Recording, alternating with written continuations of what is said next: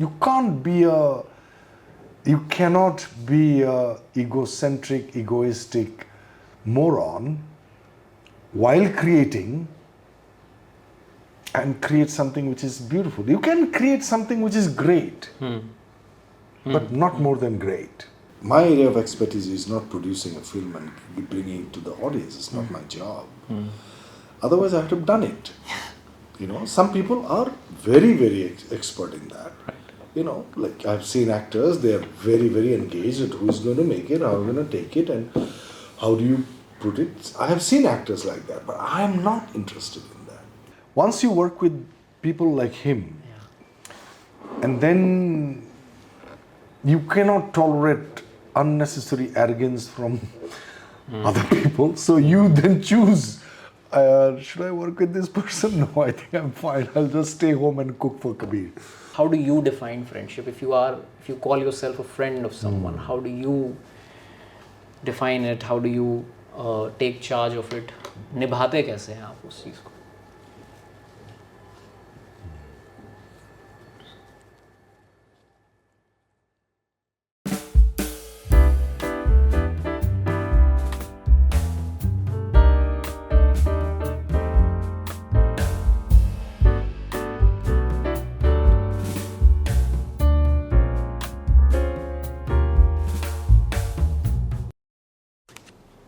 I'm doing this for the second time, like this way, because I did this for the first time with Devashish Makhija, the director of Joram, Ajji, Bhosle, and he was very kind to, we booked an Airbnb in Bombay, and I had been trying to get along with him for 3 months, and finally he said yes. Now he has the chance and the mind space and everything, and then we started, and he was like, I could not believe the fact, since I was doing this for the first time. He sat at 1:30 in the afternoon, went back home at 9:30. He was there for the entire day. But doing this for the second time, sir, so kuch bhool chook ho to Please, I'm really... don't even think about it. Right. Thank you so much, sir. It's a privilege to be sitting across this table with you, and thank you. With folded hands. Thank you so much. And I would love, of course, since we are sitting in such a beautiful environment, I would love to know first, when did you decide to have your residence in Delhi? What was that point in your career or your life in general when you made that choice? Because generally when we talk about actors, the word Bombay instantly strikes. So, but you made that choice. So what was that point where you felt like कि नहीं हमें Delhi में ही अपना घर रखना चाहिए? I think the moment, there's not one specific moment for sure. Or I remember. Okay. I think by the time I fell out of love of the experience of working in cinema and fell in love with the experience of working on the stage. Okay. I had been a stage and film actor much before I came to Delhi to study at the National School of Drama. Yes, correct. And I've done several films in Assam, several, what do you call them those days in Doordarshan, telefilms, video films, radio plays, street plays, documentaries, feature films. So all that, and of course I was a stand-up comedian for a long time. Yes. So, but at the same time, very, very influenced by Bollywood, right from my childhood, which is Bachchan Saab, Dharmender Saab, Shatrughan Sinha Saab, and also definitely very attractive women in those days on the screen, including Hema ji and what do you call them? The other ones as well. So the lure of the Bollywood films and the kind of dreamy world that they had projected in their films or depicted in their films, that those are very influential, extremely impressionable, in a teenage boy growing up, bunking schools, watching movies. Right. So I don't think it's only me. I think it's a whole generation of people who wanted to act in movies. But then later one realizes that, it's not possible because of various reasons, social pressure, family pressure, or maybe they didn't have in them, they were meant to do something else. So coming to National School of Drama, I fell in love with theatre, and I realized that working in theatre, because I have already experienced working in films, the kind of theatre that National School of Drama introduced me to was mind-blowing. I could not believe that a human being can engage with every fiber of one's being to create something which I have never experienced before. That is on the stage. And that I have never experienced it in films. Because of it's not that people were lesser people in films. It's just that the medium itself does not, and the culture of filmmaking in India did not allow the actors, and still do not allow the actors, to experience that kind of intense engagement, where you have, not in a negative way, I would use the word, you have nightmares. Okay. Because you don't know what you are up for tomorrow in the rehearsals. You're completely challenged to the core of your being, like, oh my God, how do I play Oedipus? Or how do I play Othello? How do I play Hamlet? How do I play Kalidas? Or how do I play Shudrak's Mrichakatikam? It's an amazing engagement. So it is because cinema does not allow you to imagine much.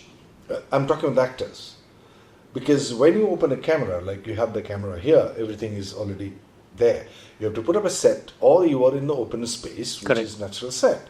In theatre, you have to create everything by the imagination of the actor. Correct. And we do not have that opportunity as film actors nowadays. Not nowadays for me. I mean, I used to be in theatre. Yes. I'm using the word nowadays for me in the last 14 years that I've acted in films. So when I fell out of love of film acting, I decided not to go to Bombay. Okay. Because I didn't want to act in movies. After I graduated from NSD, I didn't want to act in movies at all. So I wanted to pursue theatre as my way of life rather than a career, which is the case right now. And film is not my career. I just love acting, and I keep acting. Yeah. So the National School of Drama is in Delhi. My friends are in Delhi. And then I fell in love with someone who grew up somewhere else but lived in Delhi. Yeah.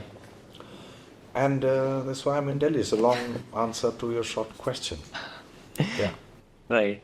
And you mentioned something about how theatre works, and this is something that I recently spoke to. Again, Devashish was telling me the same, and I would love to know your thoughts. That do you feel that theatre is actually an actor's medium? Like, do you believe that? Because when you are on stage, you have to reach to the farthest person who's sitting in the last row. That person should also not lose interest and should not just hear, but if he can't see you, that person can't see you, at least should hear you.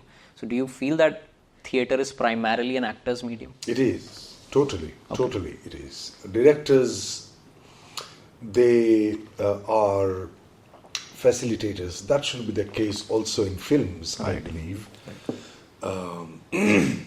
Because I've worked with directors, great directors, Oscar winners. Yes. 2 Oscar winners I've worked with in films. Right. So they're collaborators. They're not dictator directors. But I have also worked with those who are dictator directors. You mean auteurs? Huh? You mean auteurs, like the people who like to take full control. Full control over. Okay. Yes. So theatre is an actor's medium because of the limitation of what stage can offer in terms of creating imaginative world in the audience's mind. Because the actors have to do it. You can, at the most, like, it depends on what kind of theatre as well. Like, if you go to Broadway, then I'm not a big fan of Broadway theatre. Okay. I'm not a big fan of West End theatre in London. I'm not a big fan of all these huge theatre pieces which are being created in India nowadays. No. Because I think that stage for me is a place where I take off, where this reality cannot provide me the window to imagine world. Like, for example, the difference between theatre and cinema ideally should be, according to my understanding, is that a photograph and Dali's painting. Salvador Dali is, for me, that kind of theatre. Like, that is the metaphor for me, where theatre actors could reach. And photograph is the brilliant photography. There are amazing photographs which I have seen taken by brilliant photographers. But it's not Dali, it's not Picasso, it's not Vermeer, or it's not the great impressionists or the surrealist painters. So I did those kind of theatres where actors' body and actors' mind and actors' ability and the voice and the words and the sounds which come out from the actor's body create that world. So you are not taking help of anything else, not even costume, not even makeup, but you're changing. You are constantly. My teacher Khalid Tayebji, who played 30 characters in 1 hour without any costume change, without any facial makeup change. So that's, for me, is pure theatre. And I am very influenced by Jerzy Grotowski in terms of theatre. So theatre is not for me where naturalistic acting or realistic, so-called realistic acting should, according to me. I'm not interested in theatre. I'm not saying it should not happen. Of course, everybody is free to do what they like to do. But for me, theatre is a place where you take off from reality because the possibilities are there. And if you want to show something, like they use a lot of screens nowadays, video projection, then I better go and watch a movie. Nobody can beat camera. Right. Yeah. Right. That is there. Yeah. So it's an actor's medium. Yes. So before I move ahead and get to know more about Adil Hussain, the actor, the performer, the artist, I would like to switch gears a little bit and first like to meet Adil Hussain, the coffee connoisseur. Because I won't say I've developed a love for black coffee, but black coffee has become something, it's a part of my life without which I cannot go ahead. Function and and I am, like I told you before the conversation as well, if you are like, let's say level 10, I'm level 0.1 maybe. But yeah, like how did you, please enlighten me about this coffee? Yeah, coffee and your experiences, because I've seen people talk about coffee in such a deeply loving manner. So I would love to know about this love for coffee, and you have also mentioned that you like to collect the beans. That is one of your few जो आपके शौक हैं, some of the things. Yeah. But first of all, disclaimer for everybody: coffee in empty stomach is not good for you. So take it easy with the coffee. I never start my day with a cup of coffee. Okay. I don't. In fact, I have coffee only once a day. Sometimes even once in 3 days. Okay. But a good cup of coffee. Right. When I really, really, really feel like I have a coffee. Otherwise, tea for me is good. Very good. I think I fell in love with coffee in Amsterdam. I lived there for 3.5 years. Okay. And quite a few of my friends, some of them became my girlfriends over the years, and they introduced me to black coffee. And also Amsterdam is a city where you get exposed to everything in the world, which is freely flowing. Okay. And coffee is one of them. There is Nicaraguan coffee, South Central American coffee, and there is African coffee, and there's coffee from Morocco, coffee from Turkey, from India, of course. So you buy beans and you crush it depending upon how, or in what process that you're using to make the coffee. Like there are so many processes to make the coffee, right? There's the filter coffee, and there is this French press. Then there is this percolator, which is the Italian style of making coffee. Okay. And there is this coffee where you can just put it in a, in a strainer. And then do it.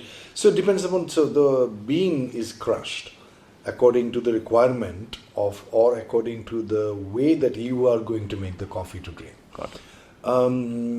So in the process of being exposed to all these different kinds of coffee, you develop a taste according to your temperament, the tongue and the kind of things that you have eaten in your life or tasted in your life right from your childhood. That will determine. But I still like coffee with milk, which is, I think, for a lot of people is a blasphemy. Okay. I like black coffee, but somehow, because I'm from Assam and I grew up drinking milk right from my childhood, I'm not lactose intolerant. I guess not. Okay. I don't know. But I love my coffee with milk, and that's what I'm saying. A lot of coffee connoisseurs will say, "Oh, Adil, you are not." So I'm not 10. In the scale of coffee drinking measure. Fraternity. I would say I am 0.0001. Oh God. Okay. So you're higher than me. No, sir. But yeah. Because I've seen like people, just like people have fascination and love for food. Let's say I can any day have a cheesecake, and then there is a thing called burnt Basque cheesecake. I guess that's right. And then I hear about something else. फिर मेरी जिंदगी में tiramisu आ गया, फिर tres leeches ने entry मार ली, and so so I was just very curious to know about this because of how people have so much love and affection towards food and drink and I cook every day. Yeah, you've mentioned this several times, right? And you made a pizza yesterday. Yeah, I mean day before yesterday. Yeah. Because we just discovered this kapli atta. Okay. Which is considered the native wheat grain from India, which was grown I think 10,000 years ago. That's I don't know whether it's... Like during the beginning of agriculture. I think so. That's what it's been. They claim that. I am not a person who would have the time to do the research. Right. For example, one of my friends, his name is Madhu Ramnath, who has a master degree in mathematics. Okay. But also turned out to be, he pursued botany, and he traced where corn came from. Okay. Sweet corn. So he traced it to Mexico. And so in India we didn't have any corn before. So the corn sizes only 3 grains in one pod. Now people liked it so much that they started putting fertilizer, whatever. Not like chemical fertilizer, but in those days, in early days, whatever the way, and they started growing corns, and then they kept the seeds, and kapli atta is, I think, very tasty because it's a matter of also being a connoisseur. Like for example, my teacher used to say that only a jeweler who can detect a diamond when it is inside a rock. So when it is outside the rock and polished, everybody can detect it. That this is diamond. Not everybody, but most of us. Yeah. Quite a lot of us can detect it. Mm-hmm. So it is difficult to. It takes some time to. It's an acquired taste to taste good food. Because the sense of well-being that you feel when you eat something which is made with love and from pure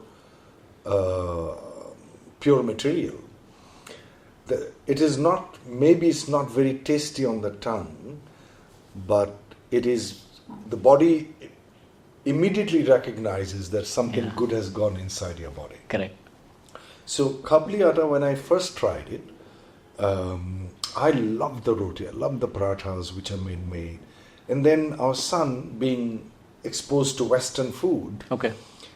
He want to eat pizza and orders in. I'm like, why would you spend 500, 800 rupees? So I rather make it for you. So I started making pizzas at home. But then when we discovered kapli atta, so I said, okay, let me try, because it is difficult to sort of, it's very, very strong, and gluten is less, so it doesn't, rise. Okay. So then I found a recipe where it is being proofed well, little bit of yeast, and he loved it. I loved it. I had one. I'm not a big fan of pizza. Okay. But I tried half a piece of one of the portions, and it is very tasty. And I can eat that pizza because it is tasty. Right. It feels good. I also do the same for pasta. I make it from scratch. Oh, nice. The pasta dough, and then I make it for him. Yeah. So that he doesn't have to buy the pasta. I don't know what they put there. Right. All kind of what do you call them? Edible oils, No, additives. Additives, yeah. And which are, what do you call them? Addictive as well. They put a lot of material so that you keep buying the same thing. That's a business strategy. Yeah. Yeah, that is there. So, apart from along with your fascination with food, do you still follow your fascination for stand-up comedy? Like, do you, just like as you were a kid, do you still follow stand-up shows or I do. specials that are out on Netflix? Yeah, I do. But not much. I do. And there are quite a few interesting ones. I kept forgetting the names, though. If you ask me, I will not be able to. They are pretty good. Some of them are extremely politically very, very relevant, socially relevant, and we used to do political satire in Assam. And some people say that we were covertly responsible for the fall of 2 governments. Okay. The impact of art. Yes, yes. In 80s, mid-80s, late 80s. And we were a vocal critique of the government in those days. And they used to listen to us. They would sit in front and then we will criticize them. I think that should be the relationship between government and people and public. And that used to be the case in the history of the role of Vidushak. Used to be that, common people, the Vidushaks would gather the dissatisfaction amongst the common people, and he or she would be the representative. Mostly it was he, representative of the dissatisfaction of the public, and tell it in front of the king. Yeah. And in jest. Yes. And king would understand a good king would understand what's going on, right. Behind his back, or without his knowledge, so that he can rectify. The king or queen can rectify the policies. Right. Yeah.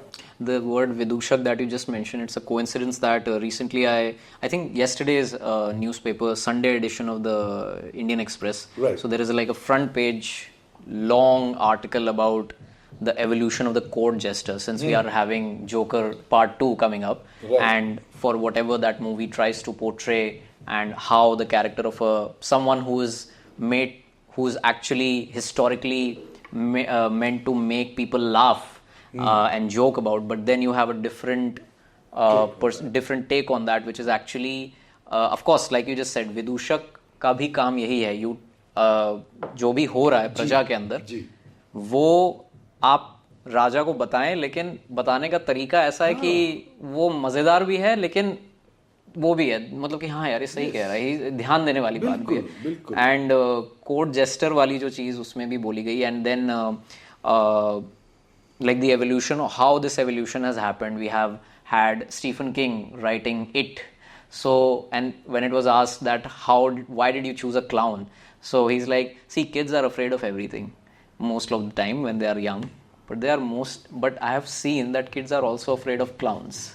Somehow they are kind of afraid of the color that they put up and the costumes that they wear. So I wanted to exploit that, and then विदूषक जो नाट्य शास्त्र में शायद mention किया है, उसके बारे में भी he did a very good description. Yeah, but since we are talking about natya shastra and all the knowledge, since we are trying to cover knowledge as a subject, so I would love to know from you, how important is reading for an actor? Because mostly when it comes to filmmakers, storytellers, I believe actors are also storytellers, of course, but how important is reading for an actor? Because मुझे लगता है कि, like, from what I have seen from your interviews and the conversations that you've had, you are not just reading about acting. Like, you are also fascinated with food, let's say. You are also fascinated with stand-up comedy, and you must have other interests as well that you like to explore. So I would just like to know how reading shapes up an actor. And yeah, reading as an act is amazing. But Yeah. what do you read? You know? Yeah. Like, for example, so sorry to cut you. Like, Werner Herzog keeps mentioning that if someone asks, how do you become a good filmmaker? And he'll say 5 times, read. he'll say it 5 times, keep reading. So as an actor also, I believe... I think it's common sense, probably. It's not... it should not be a huge rocket science. That people, those who have come before us, people, those who are in the contemporary world, you know, living at the same moment that you and I are living, and I came probably not sure whether I choose that I was born before you, and in a particular family, and all that. And if a person, not necessarily because the person is senior to you, but also that the person has intensely lived and sought something specifically close to the person's inner calling, and if that person has written something, in any field for that matter, it could be carpentry or botany or rocket science or spirituality or any subject for that matter, then you don't have to do that hard work. It is there in the book. So by reading, what you are doing basically is understanding where have you come from. How have you arrived, where have you arrived? What are the factors which have shaped humanity from the beginning of time? And if you are interested to you're creating podcast, then all subjects are important. How would you approach a person who is not interested in cinema but extremely interested in script or writing, only writing? You know? So if you are a person who is a seeker, it doesn't have to be a spiritual seeker. If you are a seeker, you are seeking something. Hindi में जिसको कहते हैं शोध. अगर आप शोध में हो तो आपको कोई भी जो किताबें लिखी गए हैं, मैं ये नहीं कह रहा हूँ कि you should read every book, but you have to do your research. Which are the books, first of all, interests you? What subject? Not which books, what subject interests you? Then you will do your research. These days it is easier. In our days it was nothing easier. We didn't have any Google or anything. We had to really take a transport, go somewhere, meet that person, and that person will say, read that book, you know? So it would take probably 3 to 4 days a week's time to find one book. So if you are interested in something, then you do some research and find the right book to read. Because that book will contain a lifetime of experience. It's in a nutshell. So by reading, you are enriching yourself. And for me, every subject is important. Like, and mostly the subjects which deals with human behavior. Now, human behavior is like, you know, like I'm going to play a role shortly. I can't name the project yet because I haven't signed the contract of a person from the Air Force, Okay. who's in a top position. I read already about Air Force long back in my 20s or 30s because Okay. I wanted to be a pilot. Okay. Myself, when I was in class 3 or 4 Okay. or 5, I forgot. No worries. Class, yeah. So now it is coming handy. And observing life in so many different ways. Like, for example, I played a cycle mechanic. I played a rickshaw puller. Yeah. I played a policeman, a commissioner. So you also, because you are interested in the other, that other could be a human being, a situation, a conflict, an event, Yeah. a country, a society, everything. Yeah. So everything is important. So reading is definitely very important. Or you have several lifetimes to come back and keep learning every subject. That's why people go to an institution. Correct. Medical institution people go to, because there are hundreds of patients, those who come, and you are being given the opportunity to operate or see all these different kinds of patients with different kinds of diseases, that otherwise if you have to do apprenticeship with one doctor to become a doctor, you will take a lifetime or more than a few lifetimes. Right. Yeah, I think I made my point. Yeah, absolutely. I And rest my case. yeah. So now you're playing a lawyer. And you mentioned this one word, seeker, and I was just going to point out that you have to be passionately curious in your pursuit, whatever you do in your life. Right. There should be, like, curiosity should always, like, I always keep repeating this, and my audience might just dislike me for repeating this, but I heard this line in one of the videos and it said that noticing is the first step to curiosity. And the fact that we don't notice, we are not curious. So we should try to become more aware and try to notice more what happens in our surroundings. Right. I would like to now switch to the Adil Hussain, the actor, and what what you do in the world of storytelling and filmmaking. So I would love to know, how do you balance art and commerce when it comes to choosing a project? Because we have seen you in so many varied kinds of films. You have done a Mukti Bhawan, and you were just mentioning that you have done a Mukti Bhavan, but you've also done a 2.0. And I'm not saying that, no, Shankar is, of course, he has a vision and he has a way of making things. But you have covered so much of different kinds of ground when it comes to storytelling, the commercial aspect, the non-commercial aspect, the highly artistic aspect, or the highly entertaining aspect of storytelling. So how do you make that call that, I'll always strike a balance and not get, I won't say drowned, but not get too carried away. But there should always be a balance as an actor, as someone who has a job of coming up on screen and playing someone. And of course, you don't have to breach any professional contracts for this or anything. No. It's just something I would love to know from you. It's I've answered that question before, but I think not to you, to other people. Okay. But I still keep thinking, what is it actually? Because, see, I have a ready-made answer for that, because I've been asked this question several times. Okay. But I'm just trying to reflect upon it.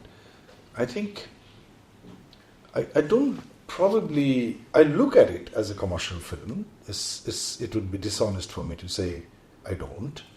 And also I look at films like Lorne or excuse me. No worries. What Will People Say, or Mukti Bhawan, as art house films or meaningful cinema in a way where human beings are not reduced to binaries. So I think for me, as a person who would like to rise above judgments, who would like to, because I preach that, and I better, walk my dog. So the engagement in commercial cinemas, of course, there's a huge motivation because I need to pay my bills. Of course. And I had a dilemma, very, very, जिसको हिंदी में कहते हैं धर्म संकट. So I went to my teacher, who I had been, learning from since 1993. And he told me something very, very important. He said, Adil, you are earning money by not robbing banks. You're earning money by doing something you love to do. And you are participating in the process of acting with knowing you, he said, you will put your heart and soul into it. So you're not taking a job in a commercial cinema and neglecting it and looking at it as, you're not going to treat it as if it is less important. You are equally putting your heart and soul into it, and your so-called meaningful cinema, you're also putting your heart and soul into it. So from your perspective, you're doing justice to the task given to you. Correct. But money is in the hands of the commercial filmmakers. Less money is available in the art house cinema. So you take the money, do it as honestly as you would always, and use the money to buy time for yourself, so that you can spend time at home, you can buy books, you can subsidize your participation in art house cinema, Right. so that you don't have to charge too much money from them. Yeah. And you buy time for your family. And there's nothing wrong in it. Yeah. Use the money. But he also said that earning from like that, if it makes you feel a bit guilty, then spend the money with absolute responsibility. Why? How are you spending the money? So I asked him, how should one spend money? He said something. He's a student of Sri Aurobindo. Okay. And a follower.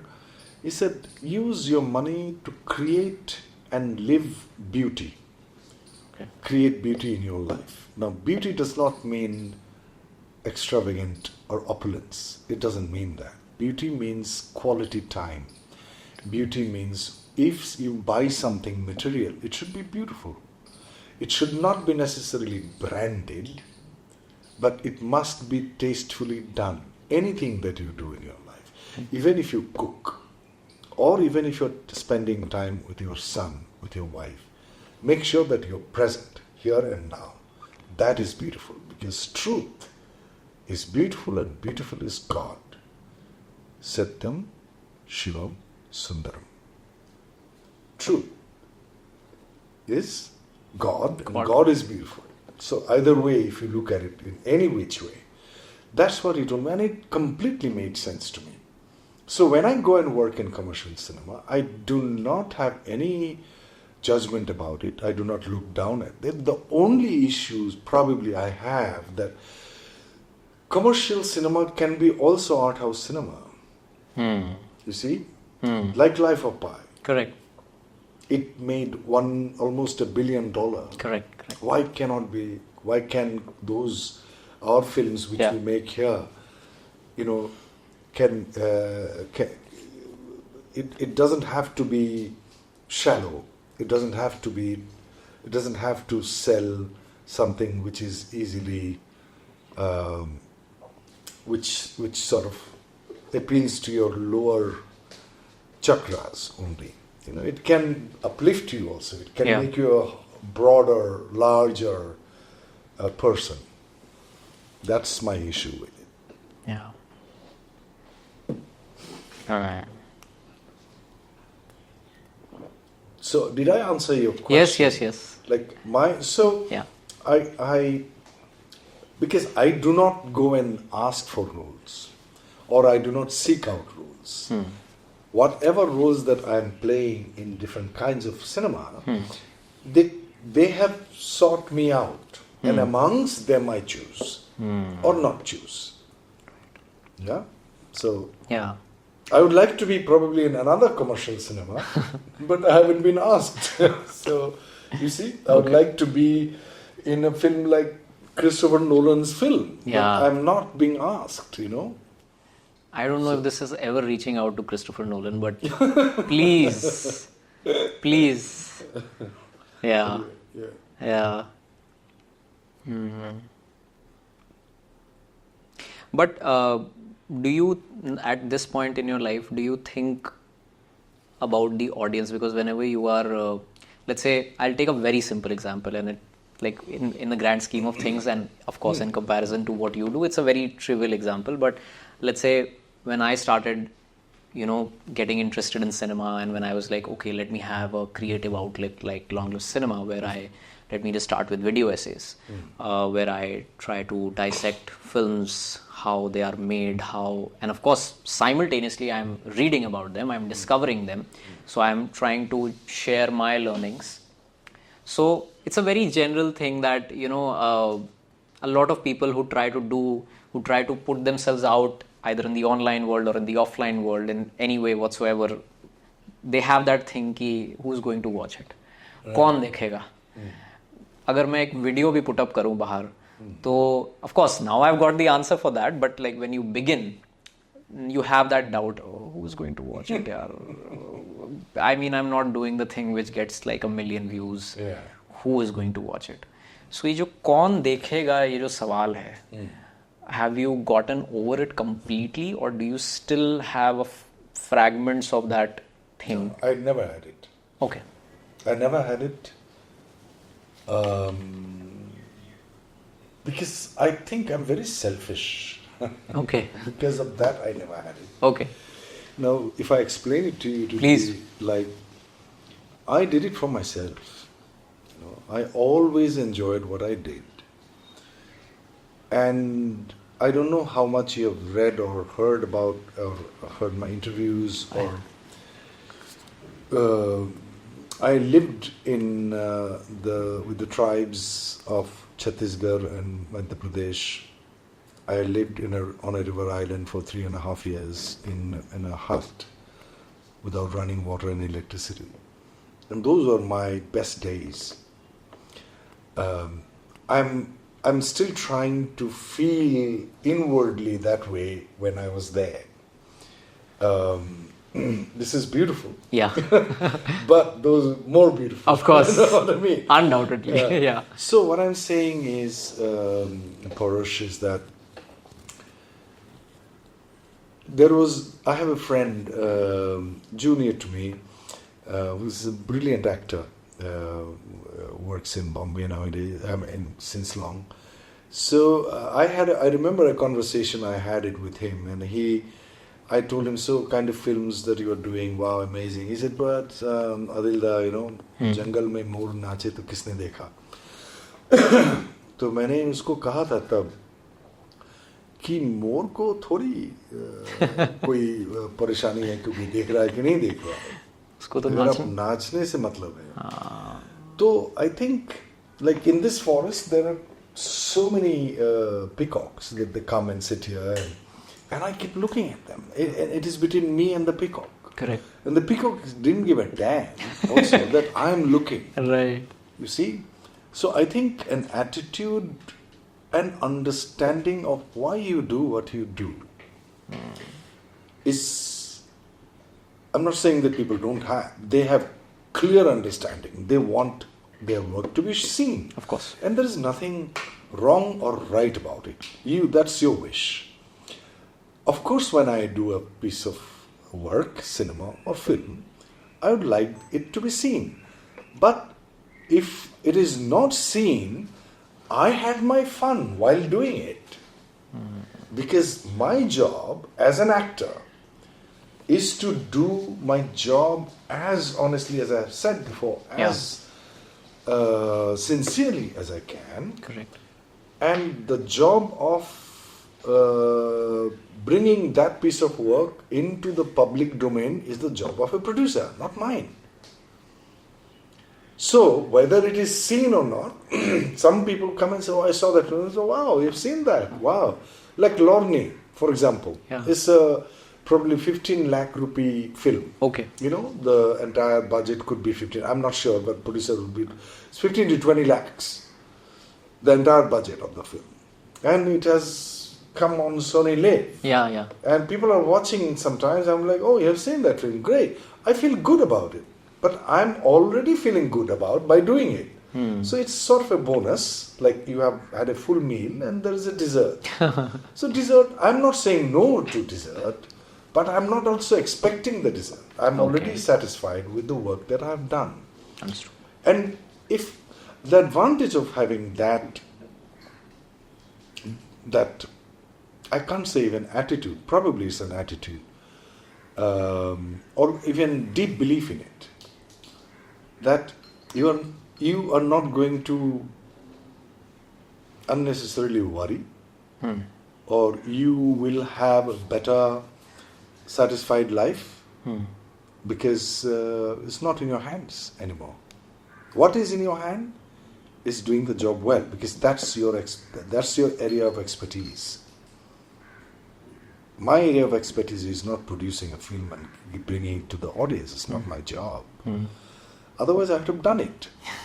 You know, some people are very, very expert in that. Right. You know, like I've seen actors, they are very, very engaged at who's going to make it, how we're going to take it, and how do you put it. I have seen actors like that, but I am not interested in that. I have never had been interested in that. So my producer friends, my producers, that's why you live in Delhi. I'm like, yeah. I'm not interested in that at all. Yeah. Right. So what I understand, nature of the thing is, I mean, the moral of the story is that I like to be like the peacock. I'd like to just dance. If you're watching it, please, most welcome. If you don't, I'm very happy because I'm dancing. Right. Yeah. Let's just say, like the peacock, you like to be there in your natural habitat and do the thing that you enjoy, and that's something inherent to you. And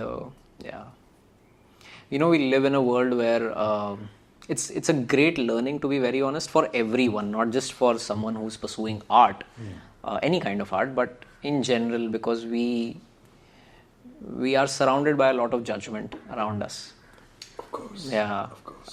And that judgment can be even someone not agreeing to buy something as a suggestion. Yes. Yeah, it can be smallest of the things that happens in your normal life, and you wonder, wait, why do I, like if I go to a restaurant and if I'm not pronouncing the name of a pasta in a certain way, I mean, kyun kharidne aaya? Why are you in Indian accent? Why are you not in Mata Vaishno Dhaba or something? Absolutely. Yeah, so latte को cappuccino को कुपुचिनो कह रहे हैं, तो फिर वहीं पर मुश्किल हो जाते हैं लोगों का. अरे ये कौन आ गया, कहाँ देसी बंदा आ गया. Correct. Yeah, I know.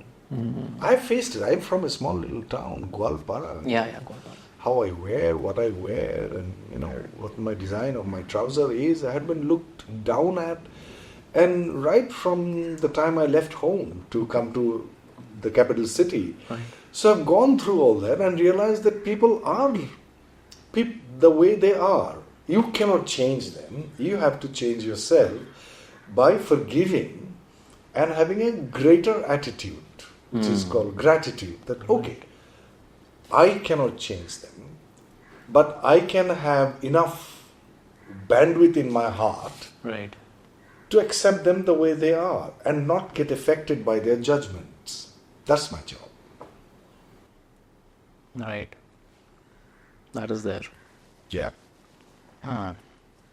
It's not easy. Yeah, it's not easy. It comes with experience and life events as they happen. When you are convinced about the fact that, I cannot change the natural phenomena. Like, for example, there is a crisis, natural crisis. There is drought, there is earthquake, there is rain, and so are human beings. your dad is in a certain way. You cannot change your dad. Yeah. Or your mom, or your brother, or your son. Dad is thinking, why is Porush behaving like that? Right. In spite of being the father, you cannot do anything about it. So what do? The only thing that we have in our possession is ourselves. I am. I don't need anybody's permission to change myself. I don't. I cannot make you think in a certain way unless you completely submit to me, which you would not. And I should not expect that also. But I can submit to myself. I can submit to my own version, which is a larger, better, wiser version of myself, my vision of myself. I can submit to that and walk and work towards it. Right. Thank you. This is a great reminder for me because It's a reminder for me also. I'm not saying I've reached anywhere like that. I'm saying that this is what I believe in and I'm trying to walk the talk. Right. And I fail miserably, Pareeksha. Right. It's not easy. Yeah. No. I yeah.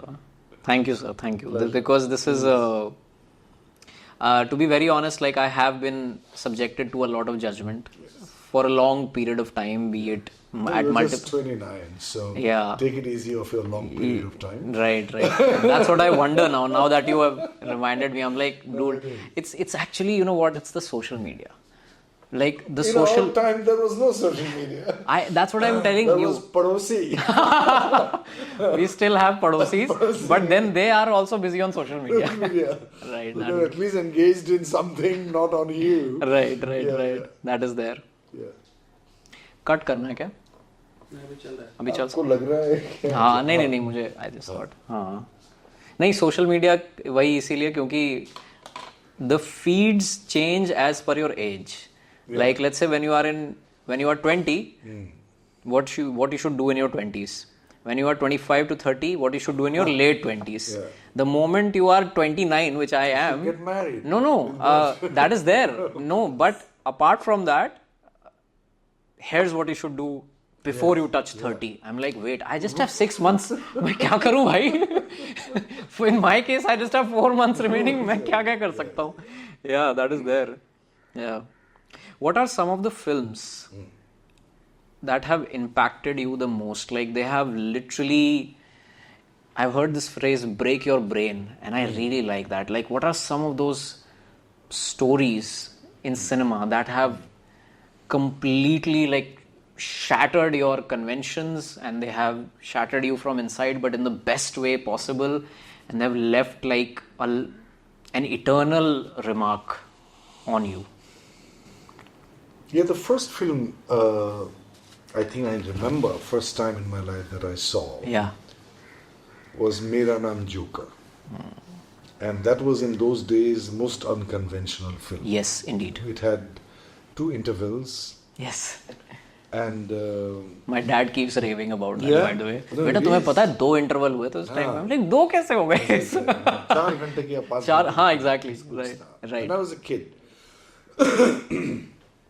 And I think that sort of was the first impression of film. Like, oh my God, films can be like that. You know, this man, and I think Rishi Kapoor was a kid in that film, and then Simi Grewal was the most beautiful woman that I have seen in my life on the screen. You know? I have never met her till today. Oh. I wish I could meet her one day. Right. I think that also I just remember a few scenes of that, but I also remember that strong attraction toward a woman in my life, you know, that being in a small little town, nobody puts on makeup. And then suddenly you see that made up, but I didn't know they were made up.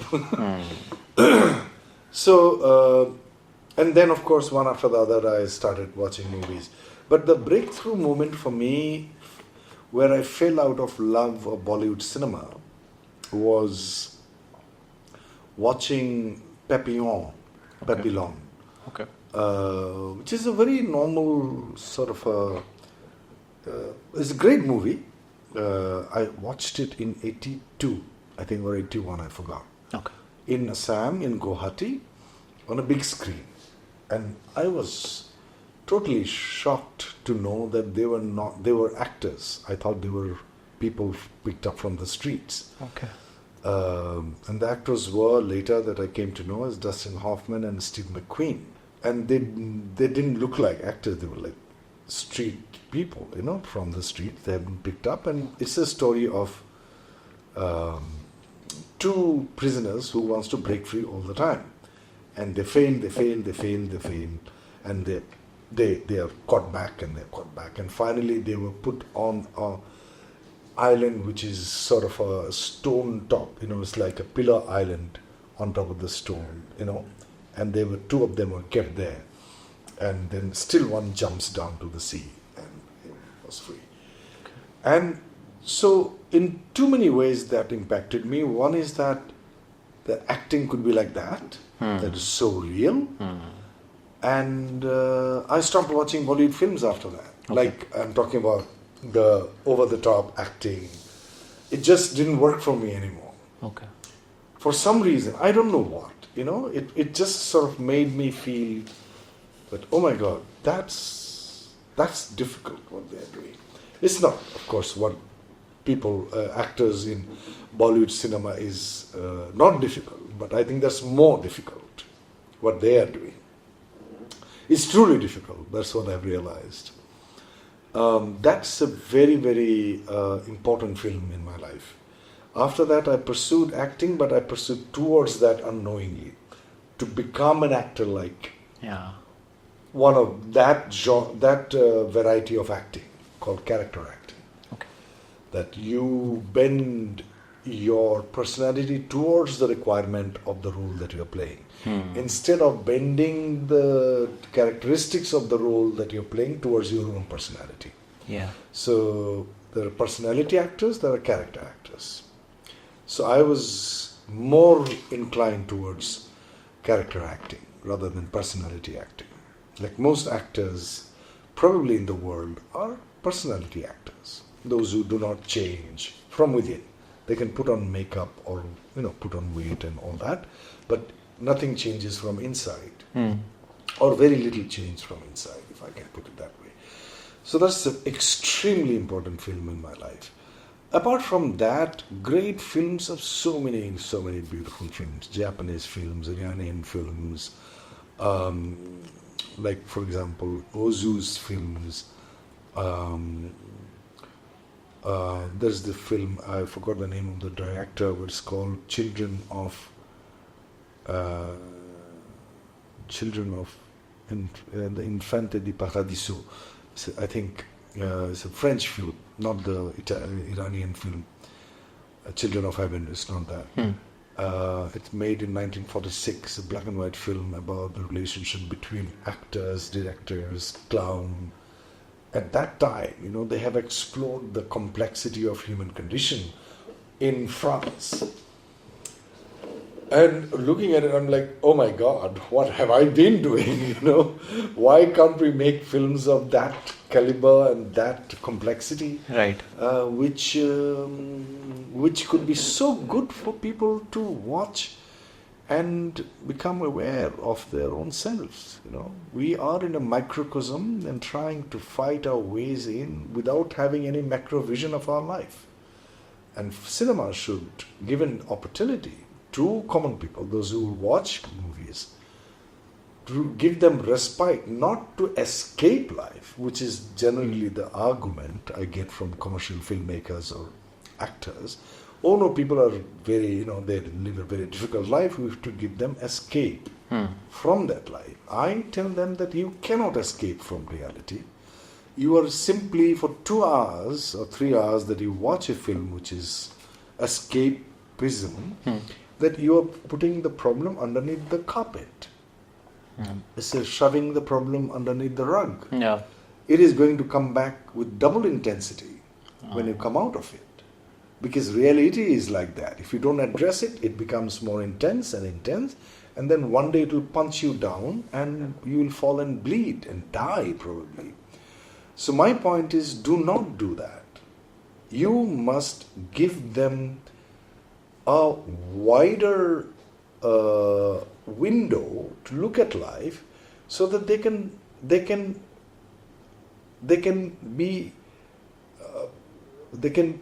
sort of decipher some meaning. Oh, life is like this. Life will have issues. Life will have problems. Our job is to find beauty in the ordinary. How you can live your life fully by being here and now, and not worry about the future all the time. So what I'm saying is that it is important for films to do that, and they have great masters have done it, shown it, lived it, and we had amazing films made before. Definitely, some amazing films are being made now as well, but so it's like a drop in the ocean. So I think we are doing a disservice to the society by making films which are black and white. I'm talking in terms of binaries. Right. Either good or bad, and a bad guy or a good guy, and also the American junk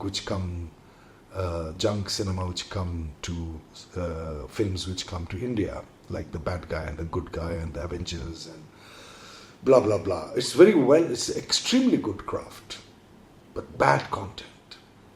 It doesn't help humanity at all. It only makes you. It only increases the attitude of or a belief in the other is bad. It divides society into a good guy or a bad guy. No, everybody is good and everybody is bad. All of us have all the tendencies within us. It depends upon what are you nourishing. Which part are you, pouring water? Correct. And circumstance can make you do that. A person becomes a criminal because what has happened in his life or her life. I'm not saying that he or she could not have chosen another path. Yes, but we haven't given them that opportunity. Probably not. So we must look at everyone with a lot of empathy. And cinema should give that opportunity to create empathy in the people who are watching it. We give them hatred. And you mentioned this in one of your recent interviews as well, that hatred sells quickly. It does. Yeah. Because it's easy to hate. Why? I think it is the most excitable emotion in human being. Because it gives you a false sense of importance. That if I hate the other, I feel powerful. It gives you your ego a boost, like, oh, I'm better than you. Like, look at my face now, I'm better than you, because I'm older, I have done 100 cinema. Instead of treating you as my equal, that you are asking me question and you are good at what you do, you have done this more than I have done it in terms of questioning me, somebody.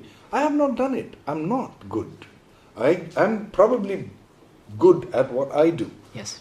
So, hatred is an emotion which comes from fear. Fear is the mother emotion.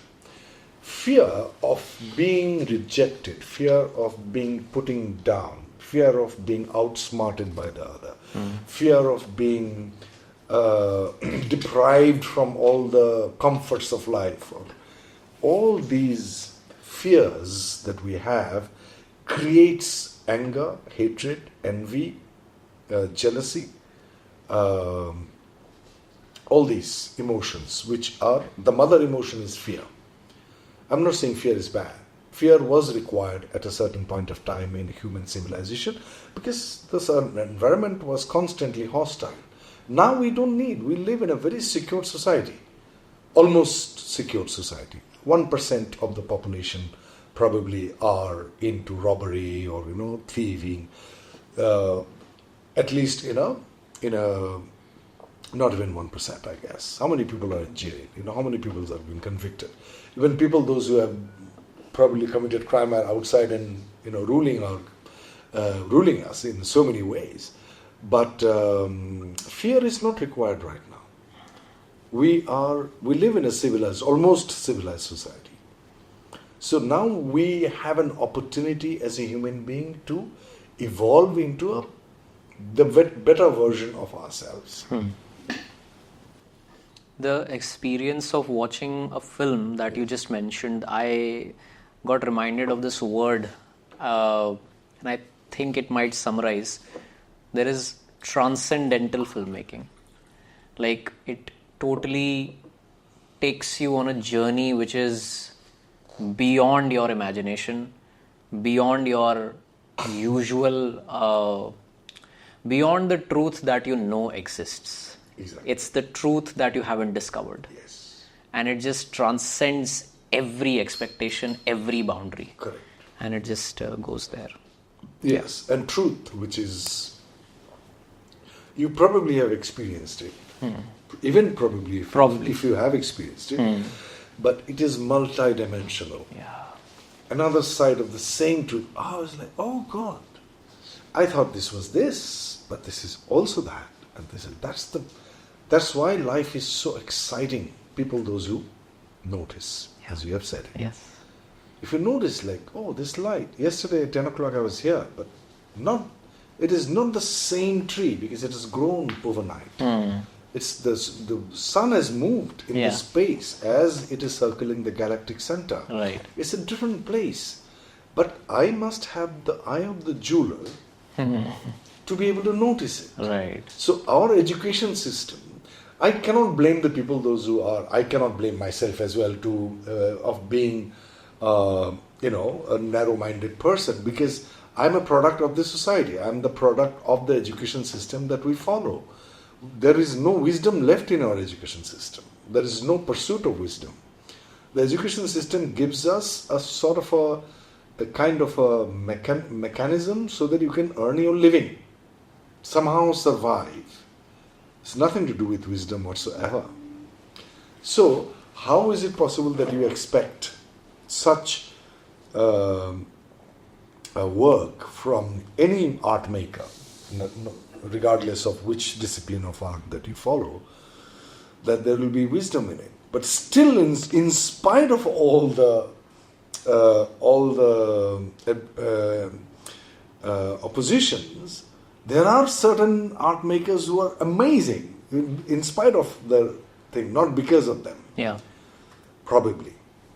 Maybe because of them, that one has to, like when I decided to be an actor, or to become, or to act, forget about an actor, just to act, oppositions were huge. Yeah. And that age, like for me it is now our son who is 14 years old. Okay. Who wants to probably be a gamer. I'm like, what? It's just very similar in a way, Right. I'm like, oh my God, what are you saying? But then I must walk my talk. Like, okay, I have rebelled against my dad and have become what I have become. Who am I to stop him? Or I have to find a way to encourage him or to facilitate him. And also give a basic world view of the beauty of the world that I lived in. Correct. And not bind him with the narrowness of the world that I lived in as well. So it's a very fine balance of that. Yeah, that is there.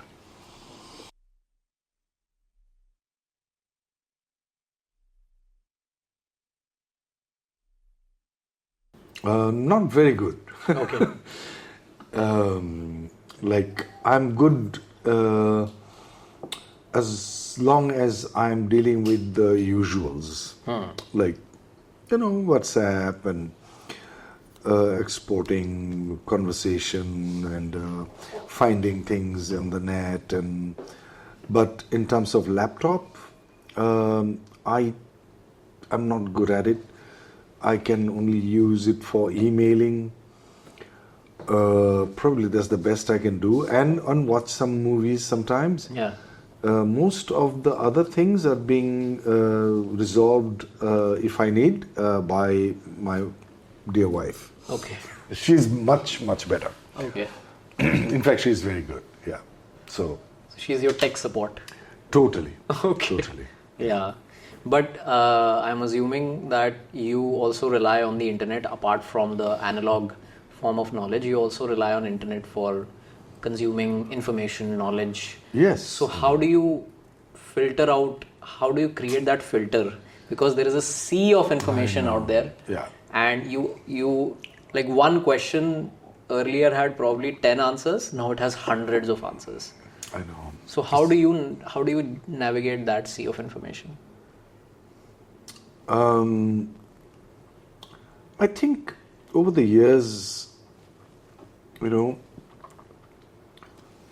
I have, or anybody who is in the field of creativity has a sense that this sounds like pretty good, but it's not good. And I also do some research that, okay, what's the background of the person? And that can be also manipulated in Google these days. Wikipedias are manipulated and all that. But when you dig a bit deeper into it, then you realize that, oh, okay, this person was defamed, say, by the pharmaceutical company, for that matter. And then I have to read, okay, what is pharmaceutical company defaming? Why does that happen? Then you end up reading that certain pharmaceutical companies would bribe somebody to write good things about their products. So then you realize whether this person is genuinely deserved to be defamed or criticized, or he had been defamed or she had been defamed because he wrote something which is truth, which is about the truth of the black practices of pharmaceutical companies. So one has to figure that out. Then you go into the details of it. For example, there is a book called Inventing the AIDS Virus. Okay. And I am the guy who played the lead role in a television series in early 2000, 2001, 2002, to spread the knowledge of about HIV/AIDS, and produced by Doordarshan and BBC World Trust Service. Okay. I played the lead in that, called Jasus Vijay. Yes. And that sort of educated people. But then 15 years later, after I did that, I read this book, Inventing the AIDS Virus. According to that book, there is no way that you can connect. There is no experiment which has been done till now, according to the book. Okay. It's not I am saying that HIV leads to AIDS. And the person who is saying it are the people, those who are Nobel Prize winner by scientists. So I'm like, what? What have I done? So I'm still reading that book called Inventing the AIDS Virus. Okay. And I'm still figuring it out, that who to believe, who not to believe. And more I read, more I feel that I'm confused.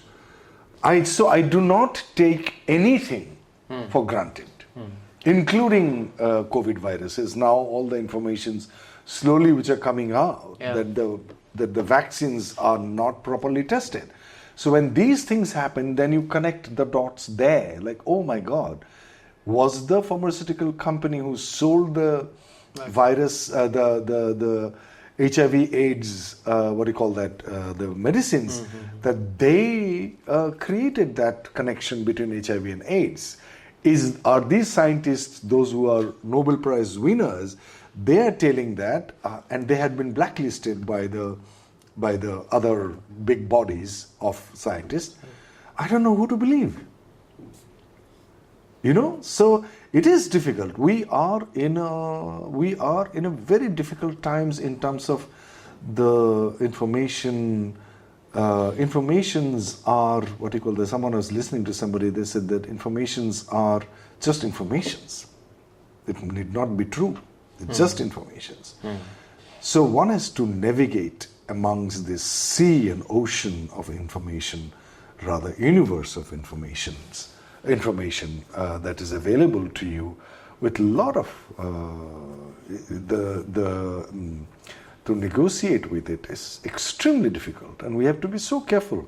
And who regulates that? Anyway, so I think we have grown out of the scope of the question. My relationship with all that, the question that you asked me, which book, how do you trust that? I don't. So I have to now completely, it's good in a way for evolution of human being that you have to start trusting your intuition, which is our first and foremost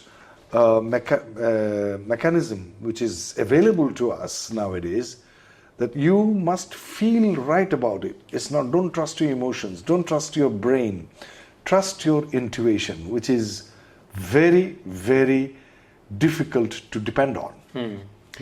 Intuitive people are the people, those who are those had been always admired in ancient society. Those who are intuitive, like, let's go this way today. Why? I don't know. Just go. And then you realize, I met my friend. I didn't even want to go that way. Right. You know, so that is, we have that in this system, that human body, the finest creation of nature so far, on the planet Earth at least, that we know of. Yeah. And we have not used it properly. We used it to create this. This is good. Yeah. But also has the disadvantage of giving informations which are absolutely dangerous to us. Right. But this created this. So this is the creator of this. Imagine this instrument. How capable it would be to create this. But we have not explored that side of our capabilities and potential. That if a brain which can create this one, what this instrument itself can do. See? That's very true. Yeah. And these days, of course, there are so many people, not just in India, but across the globe, who are struggling with this. Yes. Yeah. Yes. Who sometimes wake up with it, sleep with it. Yes. And yeah. It's How are you trying to control this one? your usage? It's a conscious practice I have to. Like, okay, now I'm off it. I'm going to read books, do my practices. Right. And then I have set a time that I'm going to look at it from 10 to 12 office hours. And rest is my time for my cooking, for my reading, for my practice, for my physical practice of theatre, my voice practice. Yeah. And then again in the afternoon, certain points, so answering my mails or WhatsApp messages, so that, and sometimes in emergency someone would call that, hey, I've sent a message. Have you looked at it? Okay, is it urgent? No, I'll look at it whenever I have time.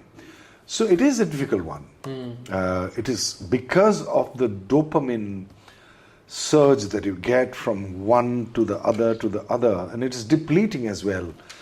I was again listening to a neuroscientist, and I have done research on the person that he is actually a neuroscientist. Just to be sure that, You know, like, is he talking nonsense or is he qualified? Right. You know, so, and the difference of the dopamine, and then there's the other one is, oh God, I'm so bad with the names. The hormone when you are happy. Serotonin? Something like that. Yeah.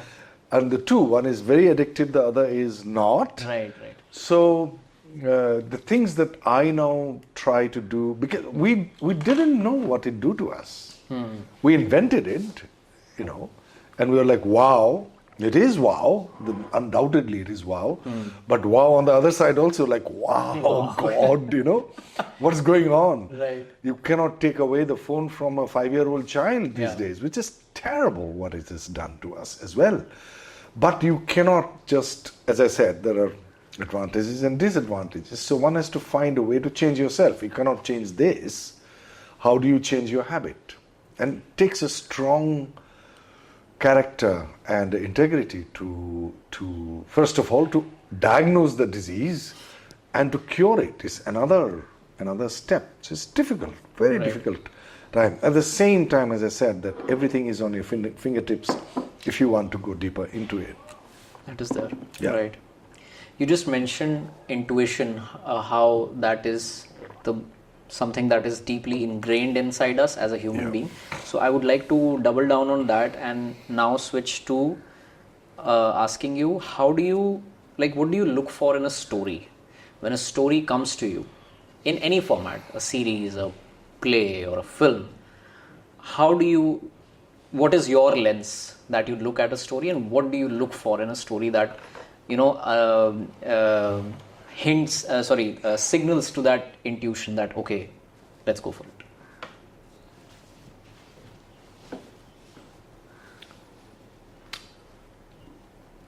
it? So when I read, say, Shakespeare, or Kalidas, for example, Megdutam, or Shudrak, Michakatikam, or Mohan Rakesh, or Vijay Tendulkar, the amazing plays that they have written.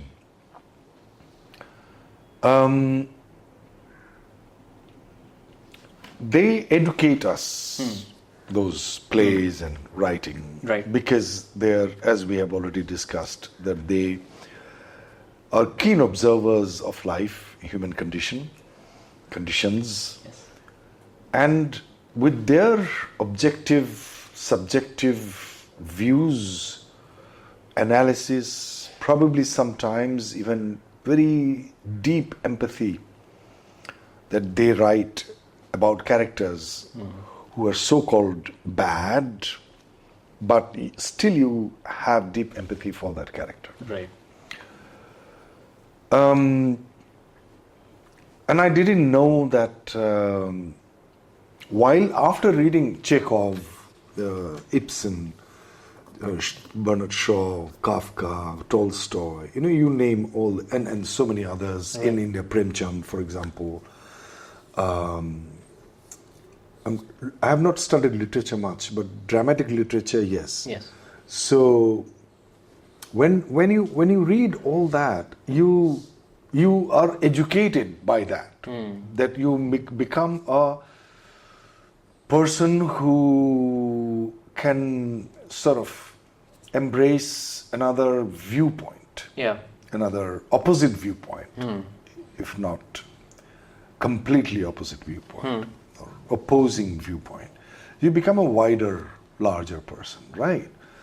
Now, you're talking about stories which I read which are offered to me. Are you? Yes. Okay. So I have stopped expecting such great stories, because I should expect, but then I'm disappointed quite often. Okay. But when I get stories like Mukti Bhawan, for example, or What Will People Say, or Sunrise, or English, being a commercial film, it's an amazing story. So, or quite a few others, like Pareeksha and Nirvana in, for that matter. And quite a lot of films, Lorne, and there are quite a few others, Violin Player, for that matter. And then you were like, oh God, there is hope, So I expect, now answering your question, I expect a non-judgmental, empathetic observation of human conditions. Who through the story, I would like to see that humans, in relation to the other, in the family, amongst the family members, in the society, in the nation is man-made border, and universe at large, the relationship. That there is this deep, unfathomable complexities that we all are subjected to. who are we? Why are we here? All these 5 W's, like billion-dollar questions that, who am I, what am I doing here, where are we going? The time, the idea of time, the concept of time, the political time, the social time, the biological time, the universal time, the Mahakal and the Kala, and the Vedas offering another perspective. So you're like, wow, it's non-stop, unstoppable and non-stop mystery to be to explore. When stories can give me some hope, then I find it worthy of the time of my time. I think I'm lucky to have found certain scripts so far, which gave me hope of practicing theatre, practicing acting in films. Right. But theatre has more opportunities of great stories. Fundamentally because it doesn't require so much money to make. So the commerce part, is less dominant on the creative part. In films, because you need so much money to make the film, so the commerce dominates the creative part. And most people, those who are the owners of the commerce part, are not necessarily artistically literate. They are artistically illiterate. So they do not understand most often the value of art in human society. So that's the disbalance that we have. But some nations in the world, France for example, or even Italy, and even to some extent the UK, Scandinavian countries, there are huge fundings available for people to create good art in terms of cinema.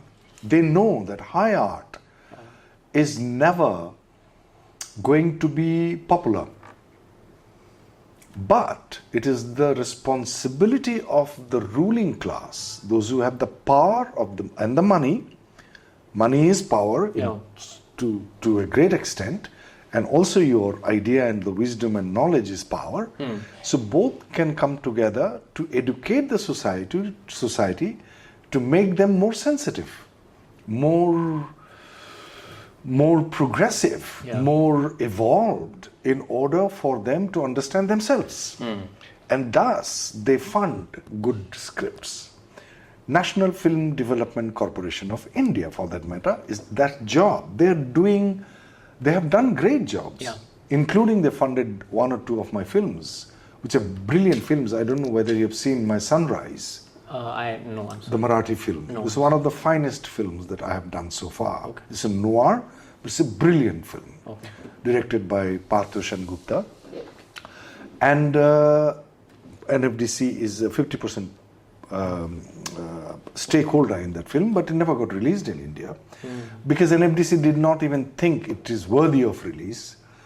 I don't understand why. And another thing, I don't know what's the budget right now of National Film Development Corporation of India gets every year from the government of India, but I'm sure it's peanuts.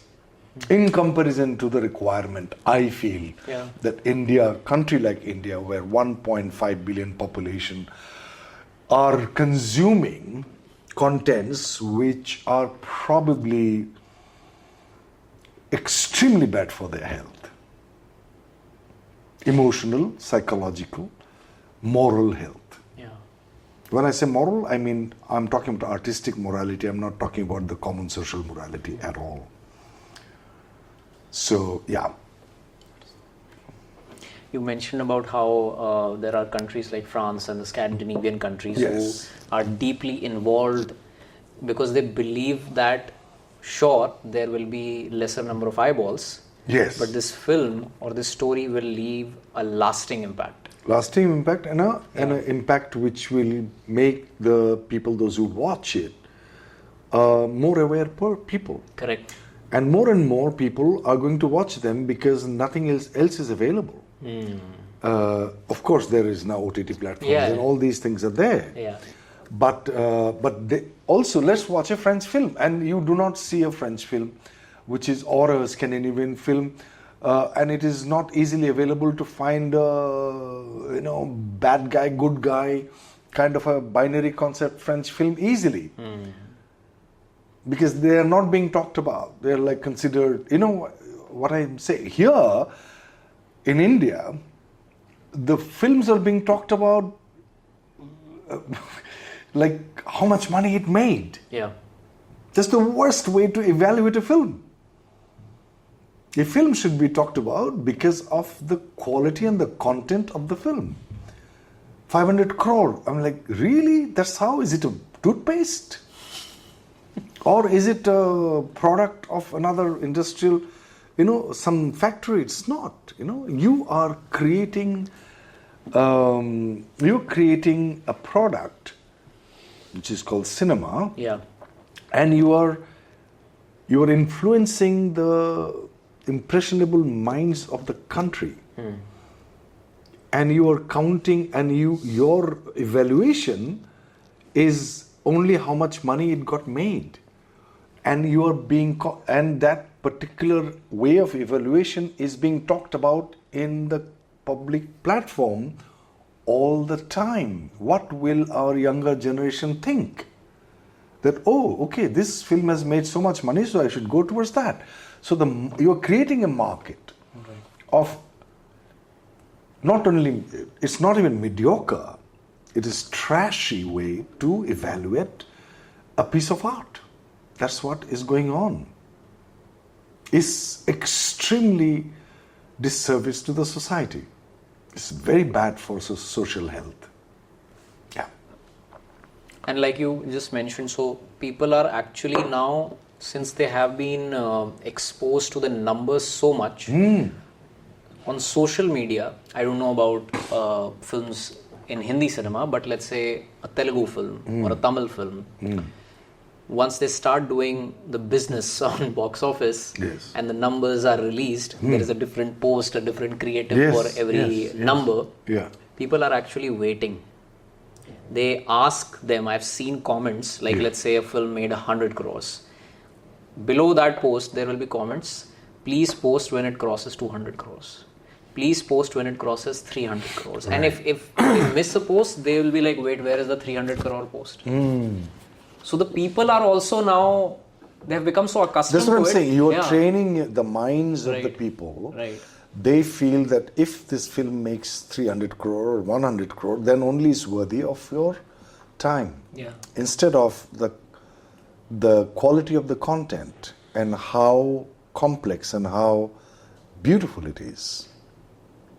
And that is the responsibility to change that narrative, how film should be viewed.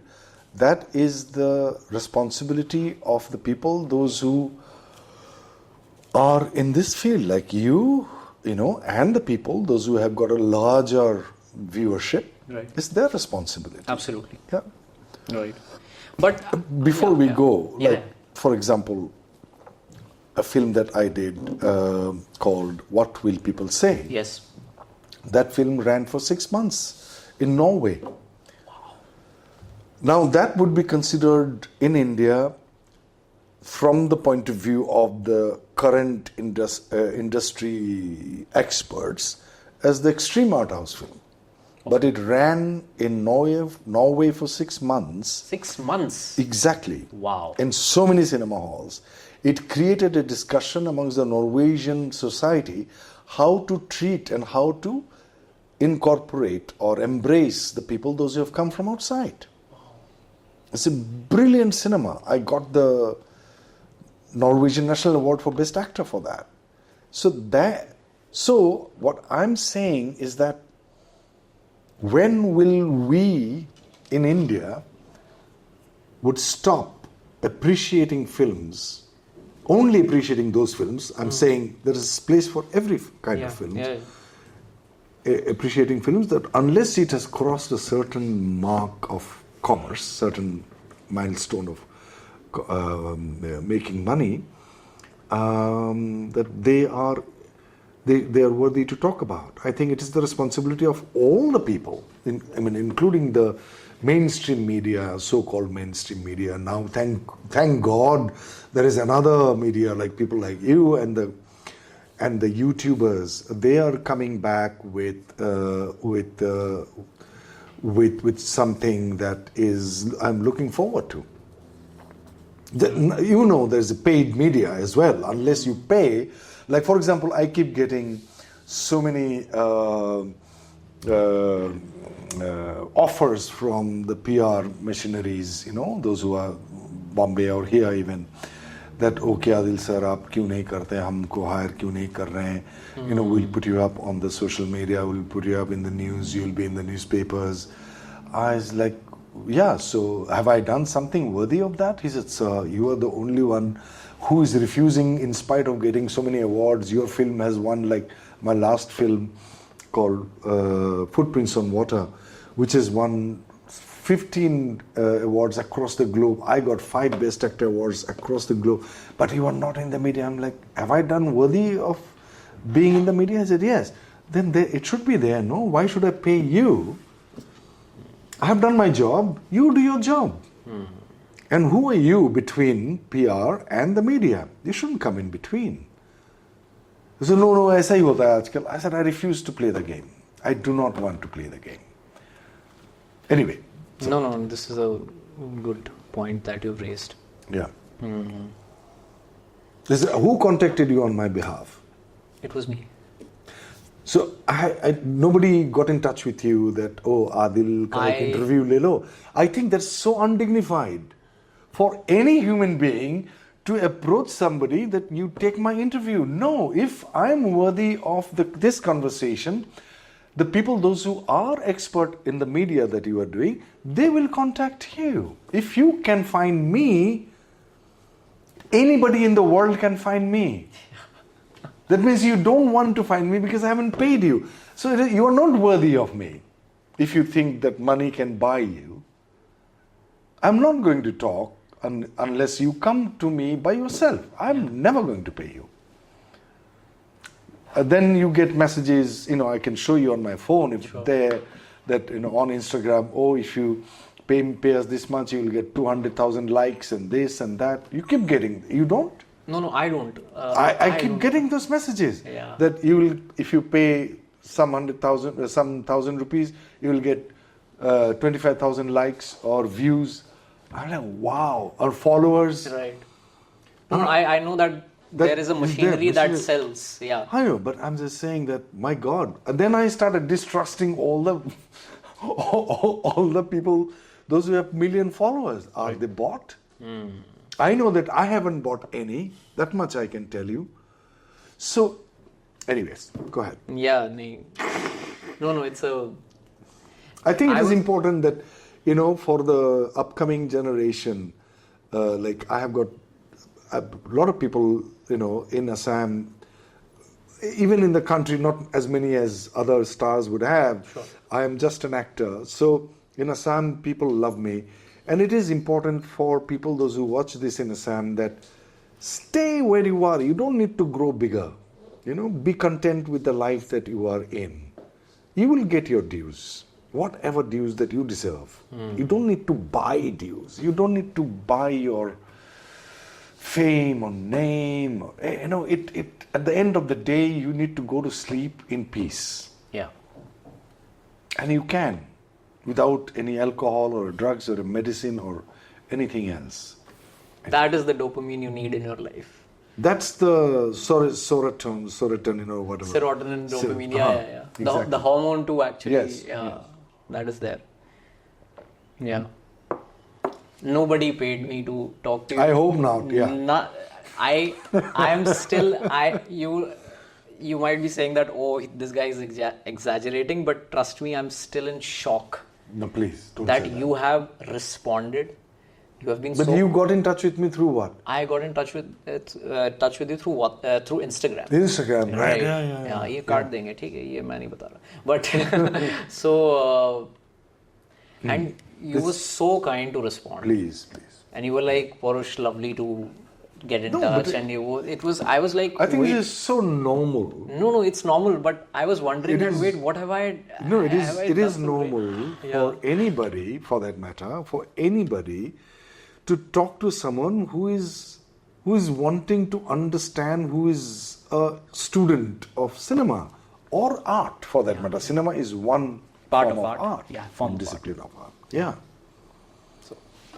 It's still in the, like, very grateful. And you said about funding cinema, and I recently got the news, and again, guys, sorry, I cannot stop talking about this, you know that.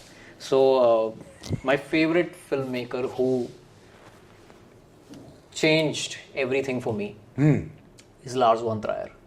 He's a Danish filmmaker, and he has made cinema that definitely doesn't appeal to everyone, but it's a life-altering experience that I can guarantee watching his films. Which are the films you're talking about? So his films include Antichrist, his films include Melancholia, Breaking the Waves, Dancer in the Dark, I've seen that one. for Europa.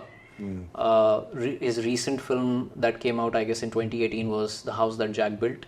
Because of which he finally got entry to Cannes, because before that he was banned from Cannes Film Festival for saying something that was completely taken in a very different note.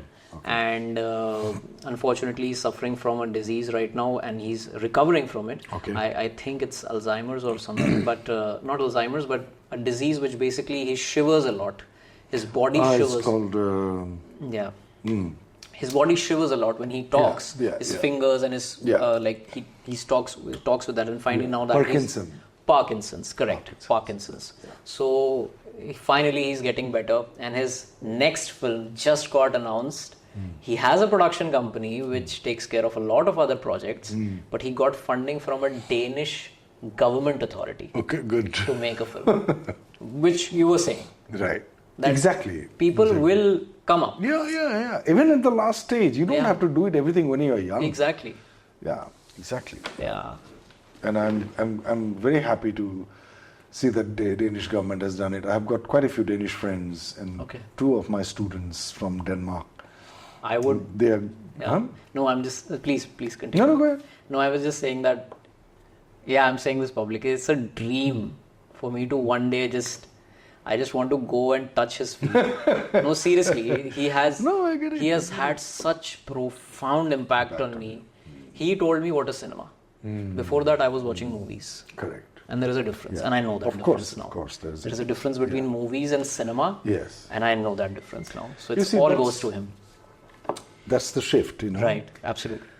So you were one of the lucky ones to be able to see it because you noticed it. And So yeah, someday in Lyngby, Denmark, maybe. Yeah. Let's just see. And I was there last year. I landed in Denmark, then I hired a car, rented a car, then I drove to my students' village. Okay. It's beautiful.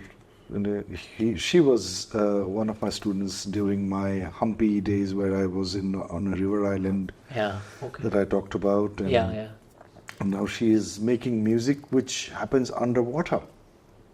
Wow. She is one of the members of 5-member team who experimented and invented instruments which can be played underwater.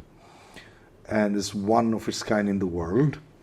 And they give concert inside aquariums, like underwater, and then they go and breathe and play it's amazing. Yeah, I've got videos. I'll show it to you. So then I was there on the day of the final rehearsal. So I saw that. I was like, wow, I'm so proud that you were. Yeah, we worked together. God damn. So they're very, very different kind of people. An amazing bunch. But there are certain people also in Denmark. Of course. I'm sure. It's everywhere in the world. Everywhere in the world, just like everywhere. But what point in your career did you feel that, yes, now I can call the shots? Now I have more, for the lack of a better word, authority or power to say that, okay, because this is something, and I can be completely wrong, that when you are starting out, so you rely more on what's offered to you. But as you grow and as you move ahead in your career, and when you get all the accolades and some validation for what you do, you start feeling more confident about yourself, and you feel that, no, maybe I can reject this now, or maybe this is something that I can have a say in it. So was there any point in your life after a particular film or a play or any event where you had that realization that no, now you can do the talking? I think if I don't look at it from the point of view of power, or for the lack of it, I'm just saying, to clarify, sure. I don't think that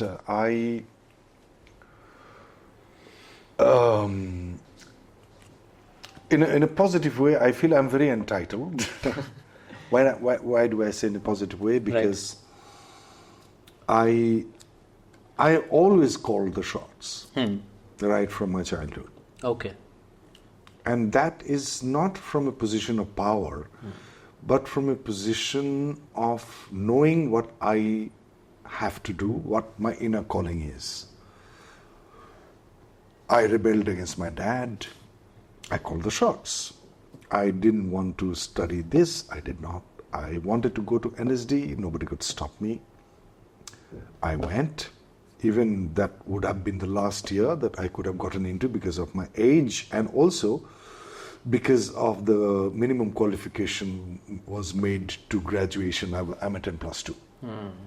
And then my dear friend who became the director of National School of Drama wanted me to come with me to Bombay to introduce me to Mr. Mahesh Bhatt. I said, no, I'm going to go with Khalid Tayyib ji to the jungle to understand life.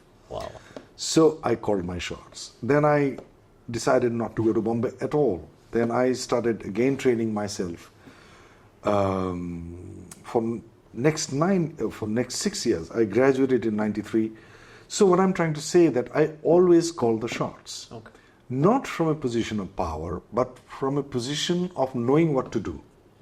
Sort of not knowing fully, but it's intuition. That, oh, this is what I guess, this is my path, I have to go there.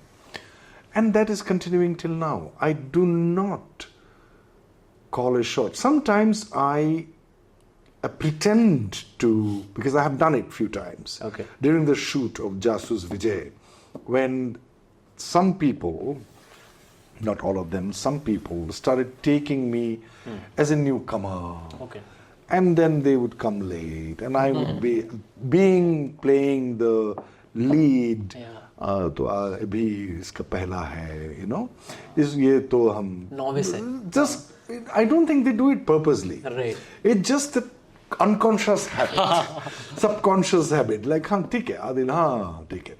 तो 7 बजे बुलाते हैं तो 7 बजे पहुंच जाते हैं, and then they come at 11 or 10. Then one day I'm like, okay, let me play the star. So they send me the car at 7 in the morning, and I just called the guy who's the production in charge. Okay. They call it, I think these days they call it line producer. Yes. So those days production manager. Okay. So I called the production manager and said, मेरा mood नहीं है. Sir आप बीमार हो के नहीं, mood ही नहीं है, आज नहीं करेंगे. क्या मतलब है? मतलब कुछ भी नहीं है, हमको बता दो प्रोड्यूसर को, डायरेक्टर को, मूड नहीं है. अच्छा. And then of course I got a call from the chief of the BBC World Service, who I really admire, Romu Sengupta. She's become dear friend. I said, oh, Adil, what happened? I said, no, this is what happened, Romu. No. I'm like, yeah. I mean, they call you at 7 and they come at 11. I'm like, yeah. Don't go. Stay home. Let me handle it. Wow. So she was on my side, and then from next day it got fixed. So I had to put my foot down. And sometimes I did that with a bit of irritation and annoyance because there's too much noise on the set. And I'm like, we're creating something, let's create the atmosphere of creating something, just, you can do your things, you don't have to scream and shout to So I had to like, okay, जब तक ये नहीं चुप हो जा रहे, मैं जा रहा हूँ अपने वैन में. आप लोग कर लो जो भी करना है. You have to sell fish, do sell fish. So I've done that. But that is just to make a point that I don't need to do this. Right. Don't make me do this. You don't need to. I hate to behave like someone who is very important. Because that is against my nature. Why against my nature? That I have to unlearn to become, from being important to become unimportant. I had to unlearn a lot of things which had been told and had been educated since my childhood that, it is important that you show your this is a power, it's a cutthroat industry, people will cut your throat to go ahead. What a metaphor, by the way. And all that. And from there to unlearn all that. Right. To become unimportant, from Jerzy Grotowski says that an actor should be invisible in everyday life. And only visible when they are creating something. So create it in such a way that you are visible. You will be visible. There's nobody, there will be few people, those who are on the stage or in front of the camera, will be visible. But you don't need to be visible in everyday life. Because if you are visible, then you stop observing. You stop absorbing what is going, you stop noticing, in your language, the world. Unless you notice and absorb and observe, then only you can bring something new to the table. So I follow that, and it comes across like you were saying, oh, I'm so grateful. I'm like, why? If I'm important, you are important as well, which should be a normal realization for any person who is in the creative field. And people say, oh, you're so humble. I'm not. I'm an arrogant bastard. I'm not. Okay. What I'm saying is that, but I also recognize your arrogance. It's called gentle audacity in my language. I'm here. I'm talking about film, this and that. Who am I to talk about all that? Yes, because I've done something in my life. Yeah. But there are more qualified people in the world. Right. I could have said, no, I know nothing about it. Which I should have probably. You understand what I'm saying? Right. I understand where I stand in terms of the knowledge of cinema or acting or life. I've seen great human beings in my life. Those who have done great jobs and amazing wisdom that they have. I'm no one in front of them. You see? And those people who I admire, so humble, in front of them I'm an arrogant, I can't say the word, Sure. So, yeah, go ahead. Can you just give me one moment to take that all in? Take your time. Because it's... you can always... No. I don't want to stop the camera. I'm just reflecting. And, You want some more? No, I'm good. Okay.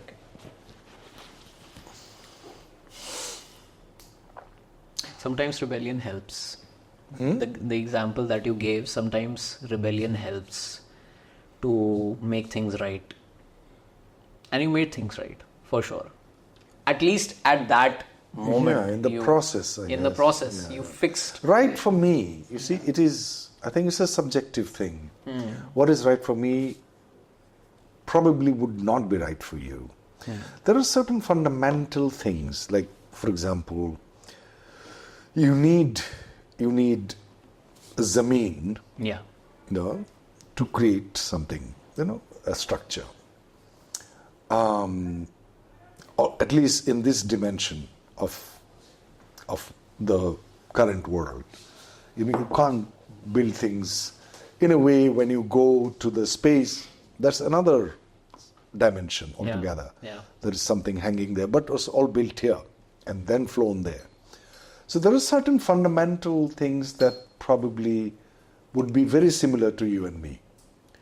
But that is just that much, just a fundamental. For example, probably it is true, at this point in my life, I realize that I probably know nothing about anything. But, as I said, that probably it's true, that you need, in order to have curiosity, you need to also take the clue of the incidents in your life, of certain unexplainable incidents, which happens. It happens in everybody's life. Everybody has been given the opportunity by nature. By nature, in a sense, I'm talking about the powers that to be. Yeah. An opportunity, not one, several opportunities. That, how did that happen? I was thinking about you, and he called. How did you know I'll be here? All these and so many others in my life, it happened in a series. It's like, and I cannot but take notice, like, oh my God, this happened, that happened, that happened, that happened. How? So when you notice those things, you become curious. Yeah. When you experience it, you should notice it. Unless you are so occupied with things which are, again, I'm not trivializing that, that life has taken over you. That's called Prakriti. Yes. Purusha is different. Prakriti has got huge, strong hold on you, that you are consumed by the emotions and the worries of life. But then you suddenly see, that happened. Then you put it under the rug, and you, okay, maybe a coincidence. It's not. So when you take notice of those things, you start become curious, like, kya ho raha hai? So rebellion is not, it's not actually rebellion. Rebellion, of course, in a way it is, because the mob and the flow of the society is in opposite direction. Follow the mob, follow the flow. And you are wanting to go in another direction, which to be even in one place, you have to keep swimming, Even to go forward, you have to swim harder. Right. So it is a rebellion in a way, but it's basically following your inner calling. And I never looked at it as a struggle. I never looked at my journey as a struggle. Because without that, there is no fun. If there is no struggle, there is no conflict. Right. You don't grow, and there is no fun. Yeah. And aren't all the series and the films that you love is about conflict? You watch that because you love it. Yeah. You grow seeing the conflict, how people are resolving the conflicts. Like, that happened, this didn't happen to me. But you watch a movie and they make it so real, as you were saying about your filmmaker. He resolved it that way. So then when you face something here, not similar, but different, yet the fundamental is that you first look at the problem and you're like, what is it? And you start seeing more things creating that problem, or elements of that situation, an event, a crisis, or whatever is being imposed upon you, or you want to go toward. Then you find and navigate, like, I can come out of that because, and this conflict, this opposition makes you and tests you to become who you are, ideally. And that's fun. The life stops becoming boring, We need conflict. Yes, to grow. Absolutely. But you don't need to look for one. Yeah, of course. It will come to you. Yeah, it will come. Whenever it is ready. Right. Whenever you are ready. Yeah. I always look around like, from which direction it is coming now? And it catches you unaware most of the time. Right. But conflicts never catches you when you are not ready for it. You are ready for it. If you give in to the sort of, what do you call that, oh my God, it's meri bas ki baat nahi hai. It is, you are out of depth. You are never out of depth. The conflict that you are in, nature only brings it to you. Prakriti will bring it to you when you are ready for it. It could be like very difficult, but you are capable to remember that. True. Yeah. Yes. But like you just mentioned about how things come to you at the right time when you are ready for it.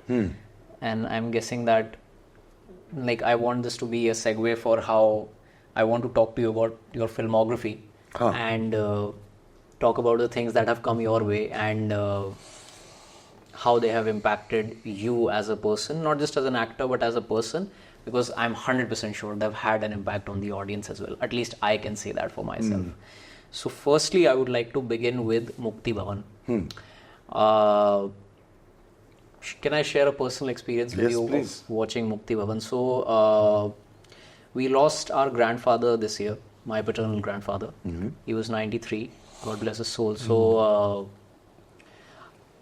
there was a there was a long period of time, because of age of course, but because of a surgery, a hip replacement surgery that he had, because of which he could not get out of the house. He needed a support to walk, even inside the house. And during his younger years, because he was born in like the 1940s, so during his younger years, he used to just get out of the house and go watch a film. That was also because of anger, a little arrogance, the boyhood, as you like to call it. And so he was always someone who used to be out of the house. Sometimes that used to become a problem for people, because that became an escape from conflict for him inside the home. But for a long period of time, he could not get out of that place from his house. And at one point, he became completely bedridden because of age. And then the day he passed, the day he left us, I was there in that vehicle which carried the body, and he was of course wrapped in the white sheet, and I just thought, wait, he finally got out of the house. But in this particular form. Yeah, in this particular form. I was reminded of that after watching Mukti Bhawan. And I would love to know from you how, like, what was your experience as a human being a part of the story? Of course, as an actor in a fictional setting, you were looking at death, the process of death, the process of the afterlife, being in a place that is meant to facilitate that journey into the afterlife. How was that for you as a human being in a non-fictional manner to experience all of that and just take it all in? Because of course you were playing the role of a son who had to, जो आपका character था वो तो है ही. But मतलब मैं ये जानना चाहूँगा कि आप जब वो फिल्म कर रहे थे या फिर जब आपने वो फिल्म खत्म कर ली, how did that impact you personally, deeply? What was that?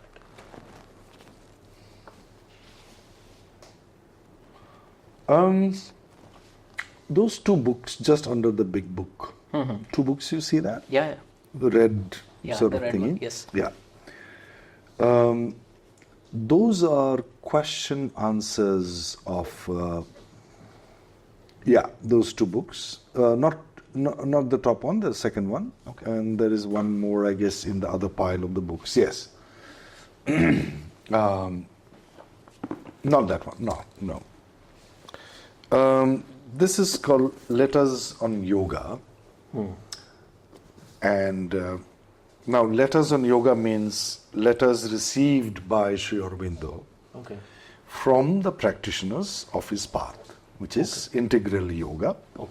And well, commonly known, a lot of people say Karma Yoga, but it's integral yoga. And these letters, I'm coming to the question that you asked me. Sure.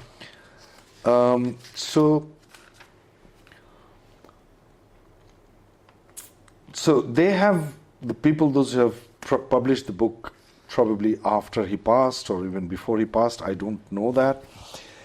They have sort of categorized the letters, questions. Like for example, one category is integral yoga, his yoga, and other paths. Questions on them. And there is one is religion, morality, idealism, and yoga. So questions related to these three subjects. And then planes and parts of the being. People have asked questions about it. The divine and the hostile powers. There's another section of questions. The purpose of avatarhood. Avatarhood. Then one big section is rebirth. Now, much before I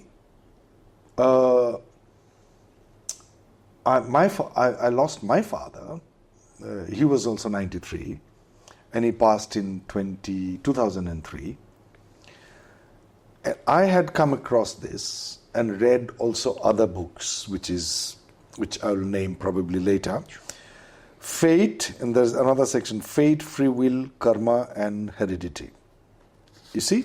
Yeah. So, now, the answers, this book only contains the answers to the questions. The questions are not there. Okay. Because there is no need for it. Right. Because similar questions, so they have categorized it in one chapter, as I have told. So when you read, and when you only read because the book has come to you, the book has found its way to you, and it has found its way to you because you sought for it, because unconsciously, consciously you're looking for answers. As I said, that intuition. Yeah. And I had a lot of questions, so it came and I was like, and everything that he says, it deeply made sense to me, and that's how I said before that how I filter out the information, I should call it, the information genocide, or maybe so the opposite, the information avalanche of today's world. Because somehow people like this man, the great, I consider him an enlightened human being, or Sri Ramakrishna, or Kabir, So they have trained me in a way that I trust my feeling more than my brain. Because brain is a very limited thing, It can give you some rational answers, but unless you are a very, very, very intelligent to go to the extreme of rationality, and then you go into you surpass, what do you call it? Transcend. You transcend the rationality into now I don't know. So to become sort of a bit humble, to trust your rationality is one of the ways. It's a great way, but not necessarily very, very wise way. It is amazing. We have created the world with so much with rationality and all that, but at the same time to go beyond that, because we have to keep going beyond it, and there are ways. So answering your question, when I was proposed this film, the proposition came on a WhatsApp message from a common friend of the producer and me, that there is a film. The writer-director will be a guy whose name is this, and he's 24 years old. And this film is funded by Venice Film, and is going to premiere there, and it's about father, son, life and death. Yeah. I said, I will do it, without reading the script. Okay. And when I read the script, I realized that was absolutely, I followed my intuition, that it was correct, that I said yes to do it. So when I was doing it, it was like normal thing. I lost my dad. I didn't even have one drop of tear when I lost my dad. I was like, he's going for another journey, and he's going to a good place. So what this film did for me is that whatever I believed intellectually, and also sort of emotionally I believed in it, because you can believe something intellectually and your emotions might not listen to you. But here, I also believed emotionally as well, because my emotions did not stir up when my dad passed. I was like, okay. We should celebrate his journey, because he lived till 93 years old. My mother just passed, in July, 9th of July. Today is August. And she lived for 95 years. I was like, wow. You know, and she is going to a place and I have no clue. So why should I assume it's bad? I don't know. You know, but some people, when they say they know, and the stories that I read here is much more convincing than any of the stories that I believed in. And stories are powerful. That's why we tell stories. We are storytellers. So when I did the film Mukti Bhawan, it's sort of like, it's a normal life. For me, it was like going to the Manikarni Ghat and like, okay, that's the end of the story of this life. And one episode is over. And अगले series में देखेंगे, अगले season में देखेंगे, कहाँ आना है. It was like that for me. Okay. And I had fun. And then, at the same, also the other thing it did for me is that you enjoy the natak, but be on it. Don't drown in it. If my father passed, oh my God, my dad is passing, I wept and cried, you know. I wept and cried and while he died, right, in the film. Yes.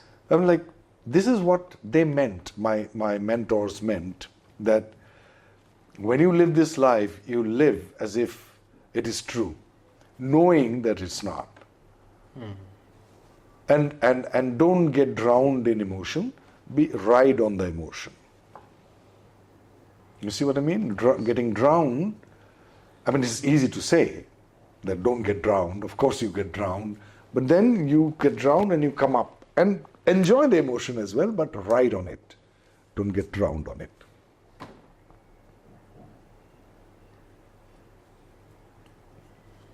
You take that call? No. Okay. Stop करना है? Correct? हाँ. Okay. 2 minutes, just. So we were talking about Mukti Bhawan, and I really feel it's like a transcendental experience of watching that film, and you just shared about your experience as well. Now I want to talk about Pareeksha. Pareeksha is a film that my dad really loves because of this one aspect. Since we are from the eastern parts of Uttar Pradesh mostly, so my dad has this thing that whenever a film is based in one of those regions or in the surrounding regions as well, जैसे बिहार में भी अगर कोई है, so he has an idea of the dialect. Correct. And there is one dialect that he is very well versed, which is like my mother is very well versed in Avadhi, and my dad has like a mix kind of a thing कि थोड़ा भोजपुरी भी जानता है, थोड़ा अवधी भी जानता है वैसा. So when he watched Pareeksha, the best thing about that film is that you are not trying to fiddle too much with the authenticity of the dialect. No. You are touching it, but you are not even deeply going inside it. No. You are not even staying too away from it. Right. You're trying to strike a balance so that it looks very natural. And this is something that he admires when he sees it, that when there is a series or a story and there is the authenticity of dialect, you either don't do it. If you are not confident about it, don't do it. But if you do it, then don't just insert the the usual words in a way that कि अरे हाँ हमें आता है और इससे मतलब जैसे वो कहते हैं ना कि र को ड़ कर दो तो हरियाणवी हो गई. No, it's not that. It's much deeper than that. Of course. What was that experience of working in Pareeksha? Because I will be very honest, not everyone will say yes to that role. अच्छा? ऐसा मुझे लगता है शायद. आपने हाँ बोला उस चीज़ के लिए. And yes, you are humble and मतलब आप humble, ठीक है, आप नहीं मानेंगे वो कि मैं humble हूँ, ठीक है. But I never expected Adil Hussain to do that. But now I've gotten my answer that why you did it, because you are devoted to the craft. But like I don't. Why did you think that I wouldn't do that role? I want to understand. No, like from an audience perspective, sometimes you feel ki Adil Hussain, he said yes to this, maybe someone else could have taken that up, but the way you played that role, it just broke all conventional एक जो सोच होती है हमारी की expectation, आपने वो conventional expectation बिल्कुल break कर दी. by playing a role of a rickshaw puller. जो कि फिर क्योंकि जब हम आपके बारे में फिर पढ़ेंगे, जब when we discover more of your work and when we get to know about your understandings and your inclinations, then we realize that no, you are devoted to the craft irrespective of what role you are playing. Of course. So how was that process of getting into the character? No, I die and I dream for roles like that. Really? Wow. Yeah, of course. Excellent. No, because I think that's what I feel that I've decided to follow the path of acting because of diverse roles that I would be offered to play. From playing the intergalactic liaison in Star Trek Right. to a rickshaw puller. That's the range. Right. And what else? It's almost like it sort of makes me feel sometimes, I mean, I know it's far stretched and far-fetched, that I'm probably paying back my debts or reducing my next lives, how many lives I have to come back on this planet in order to get rid of my karmic debts. Playing those roles, it makes me feel that I'm already paying back. Okay. You know what I mean? I mean, if I look at it yeah. I'm just making up a story, but I hope that is the case. At least I can hope. Yeah. When you devote yourself to the truth of the role created by a writer-director, and in this case, Pareeksha is a true story told to Mr. Prakash Jha by the police officer who played by in the film. So he told this story to Prakash Ji, and Prakash Ji told me the story in Guwahati over a lunch. Okay. And I met him for the first time in my life. And once he finished telling me the story, I said, "Is it a true story?" He said, "How did you know?" I said, it smells like that. That's what I said. I did not have any intellectual explanation for that. I said, it felt or smells like that. He said, "Yes, it is a true story." I said, "I'll do it." Because, first of all, I think I felt like I should do it. Then when I give my rational explanation, as you say, it is a story of a person who is facing this tremendously harsh condition in the lowest strata of Indian society, dreaming, rightly or wrongly, that if his son goes to that school, will become a better human being, which is not the case, because we have so many educated people, taking away the chunk of somebody else's money and running away from the country. So not necessarily that, but in his own wisdom, he thought that's the only way to get out of that rut. Yeah. So it is a story of dream, which he tried to fulfill by any means possible, which was in his hand. So falling from grace, falling from so-called morality, that, you cannot steal. He stole, and why he stole is a solid reason behind. So also creating empathy for people, those amongst the general audience who would watch this film, that thieves are not necessarily just, they are born to steal, this is a condition which has created a certain action. Yeah. So there are so many other reasons that I could have done that, but it just felt so right for me, like, I'll do it, like Mukti Bhawan as well. I said, I'll do it. Then we talked about the money. Kitna paise hai, itna, theek hai, koi baat nahi, itna hi hai, koi baat nahi, chaliye. And बहुत कम पैसे मैंने किया वो film. And and I'm so happy I did it, and it was fun doing it. I'm happy too, because I'll always like whenever, so I believe that. No, but I would like to know more about your Yeah. dad's version of the accent. What He did he was actually say? He was very happy that the But character. it didn't sound false or pretense or something? No, nothing. It sounded very authentic because you are not, like I said, you are striking that perfect balance. Right. आप भाषा में इतना deep भी नहीं घुस रहे हैं कि Just a flavor. Just a flavour, और वो फ्लेवर भी आप कोशिश कर रहे हैं कि ऑथेंटिक रहे. बिल्कुल. हाँ, बिल्कुल, ऐसा नहीं कि बिल्कुल जैसे कहते हैं ना कि अगर आप बिहार से हैं तो हमार तुम्हार बोल दो तो बिहारी हो गया. हाँ, तो आपने वो नहीं किया. नहीं. So that is what he said, that you know this is what I loved कि, और ऑफ कोर्स सर वो तो. And he's from where? He is from Gorakhpur. Okay. Yeah. So now, because one of my friends, he told me, "Oh, I did not believe you. You're from Bihar. You're from that part." I'm like, but I think Prakash Jha is from that part, and he felt that I was doing okay, you know. So I was like, that's why I wanted to know a person who's nothing to do with cinema line, and he believed me. Yeah.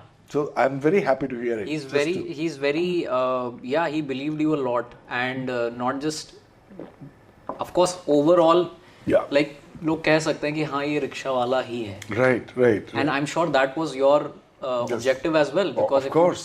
as an actor you want to become Yes, that person.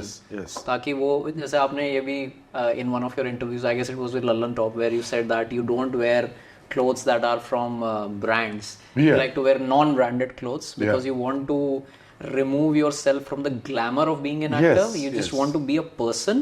And like you just said, Yes, exactly. If there is an opportunity to act, to become someone, sure, I Yeah, will do absolutely, that. Yeah, absolutely. Yeah. But in your normal life, you're just normal. Yeah, as normal as I can be. As normal as you can be. Yeah. Right, that is there. How was it working with Ang Lee? Like, how was the experience?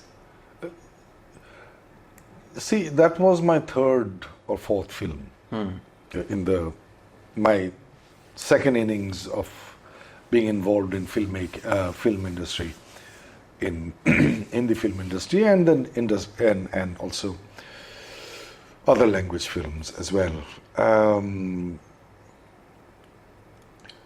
And I'm so used to working with theatre directors who are humble, who does not take themselves so seriously. But in creation and in creativity, they don't compromise at all.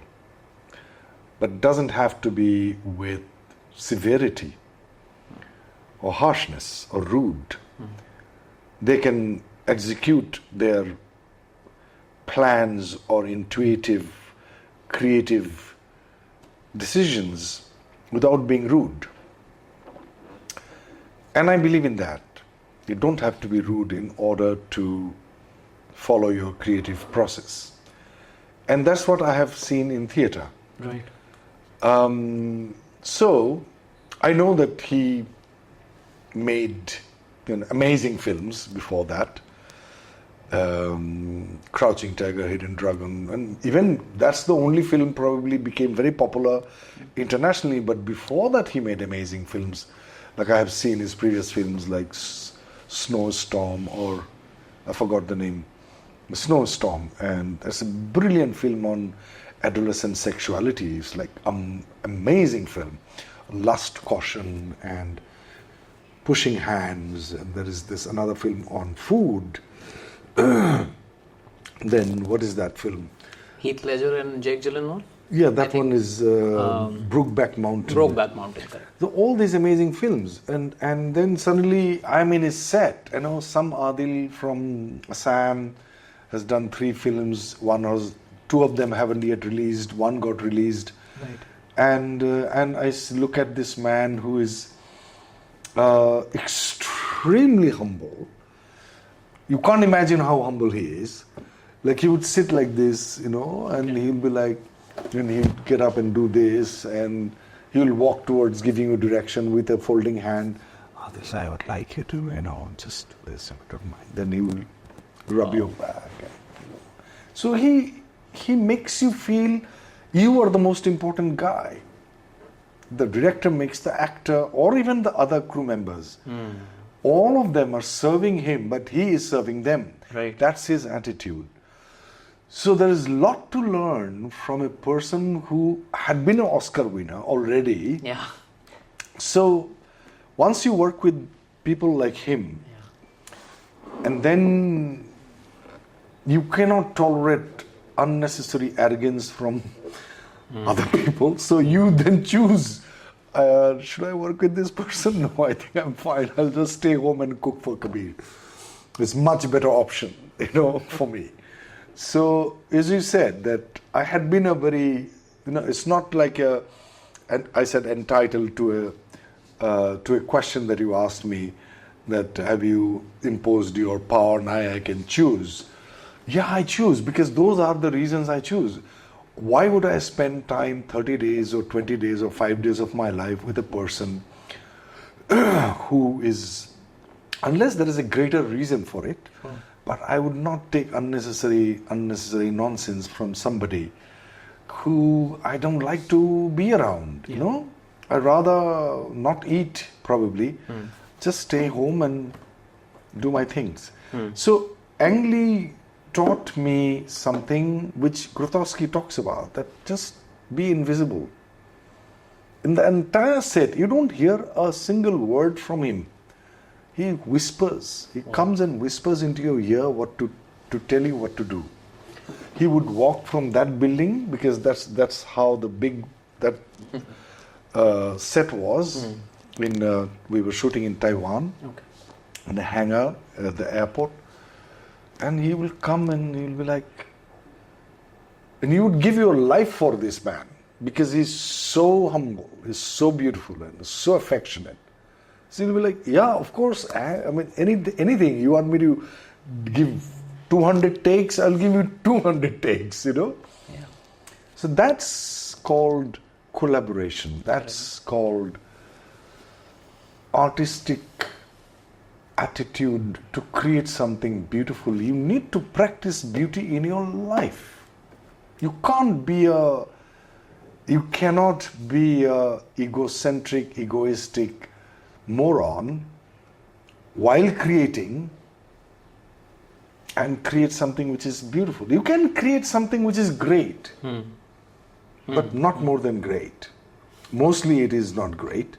But there are people, those who are extremely rough and extremely rude. They create something very good, but it's not, how do I say? I would not watch it probably more than 1 or 2 times. It doesn't uplift you. Right. It can give you a certain high or a certain amount of, like you have not seen something before, like, wow, interesting, but it's not like fulfillment. It's a sense of well-being, It's like eating that food that I talked about. Then you can watch it again and again and again and again and again and again. You will never get bored with those films. Yeah.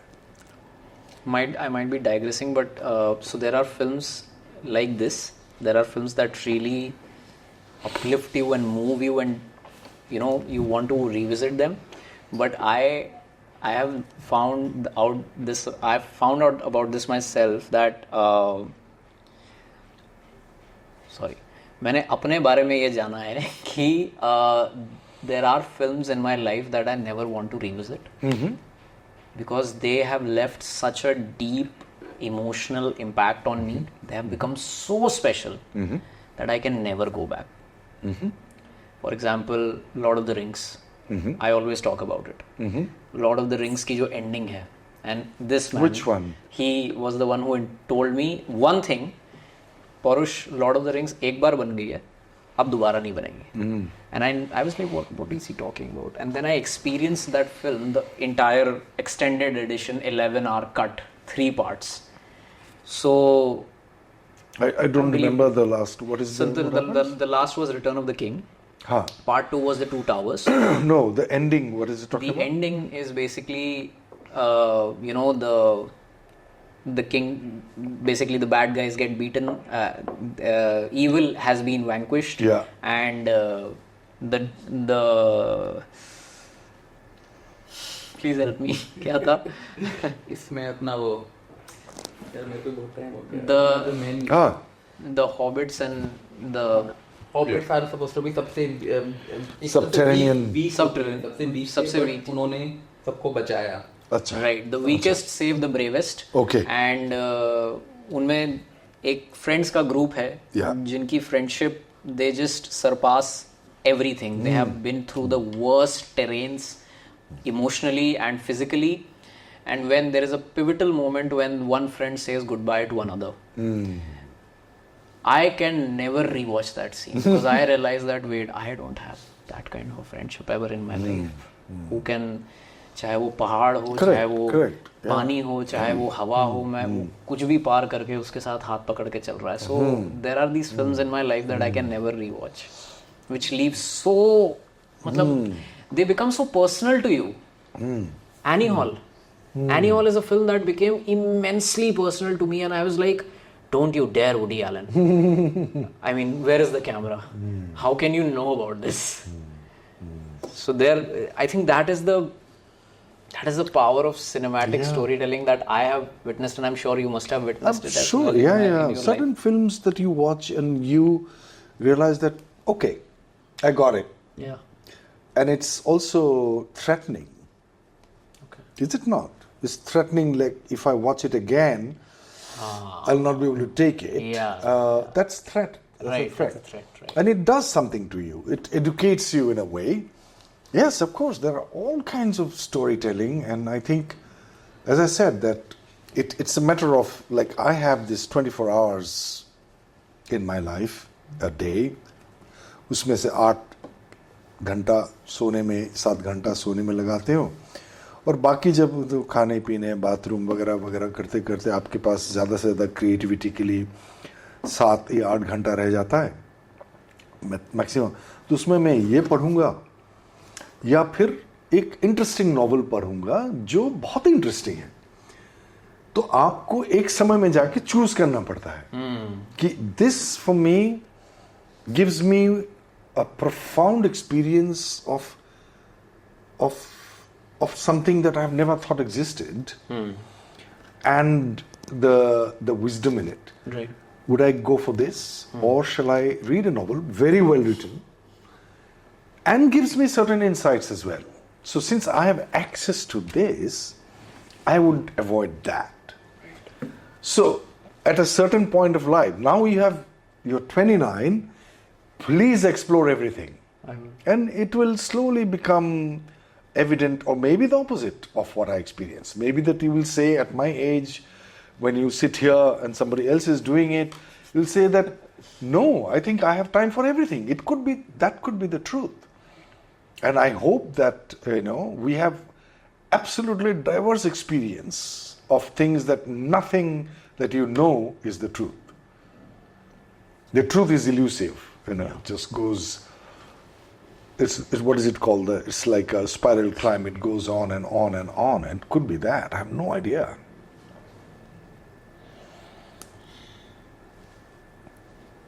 Right. But from what you have mentioned, I can definitely say one thing, that the roles that you pick, the intuition that you have to say yes to them, most importantly, they give you emotional fulfillment. They help you sleep at night. I think that's what really matters a lot. कि यार काम करके मैं खुश हूँ, सुकून है, and I can sleep well. Yeah.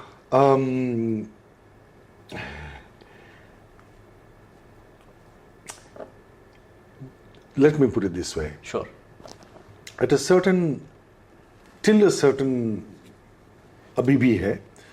I'm not saying I've crossed over to that boundary yet, but I'm on a threshold, I feel, or maybe my mentors will laugh at me if I say I'm on a threshold. Adil तुमसे border से बहुत दूर हो, अभी बहुत दूर है, ऐसा भी हो सकता है. Okay. लेकिन I feel I'm on a threshold where I could say that you don't need to do what you love to do at this point. Okay. Because that is just one phase of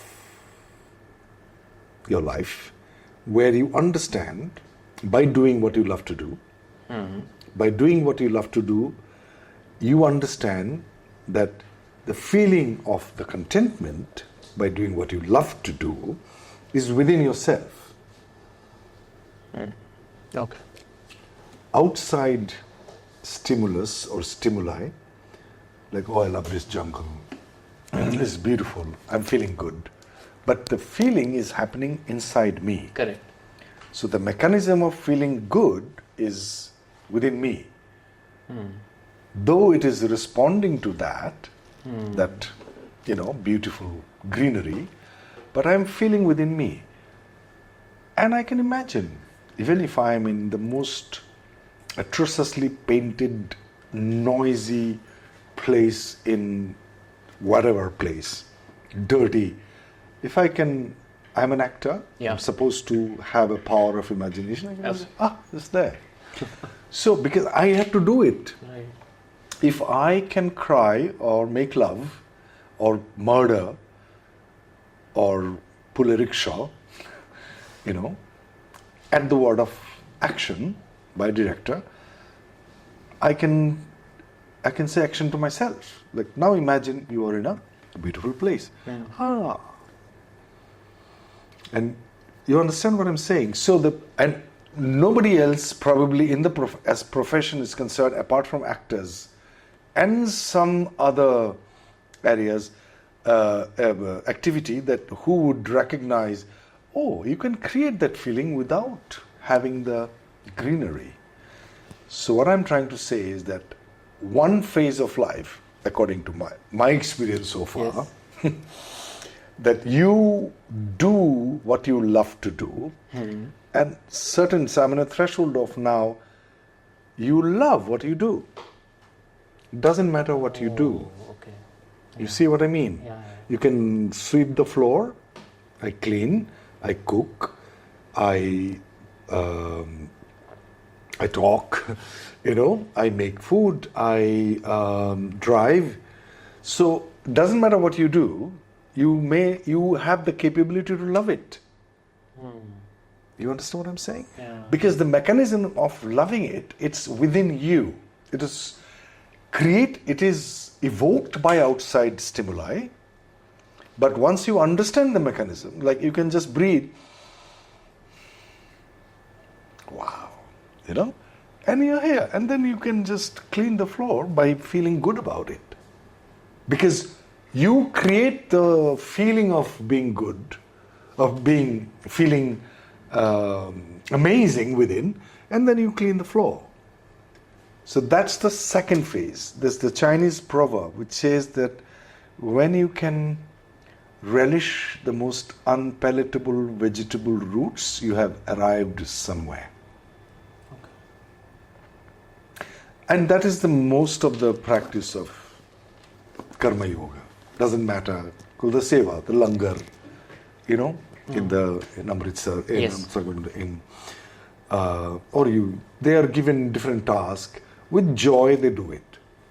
That's what I'm talking about, basically. It's not like my theory or philosophy. It has been gifted and, propagated by the great masters of this country, of this part of the world, I would say.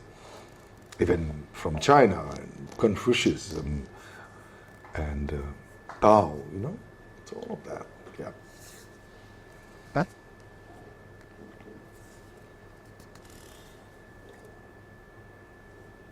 That's a good pause.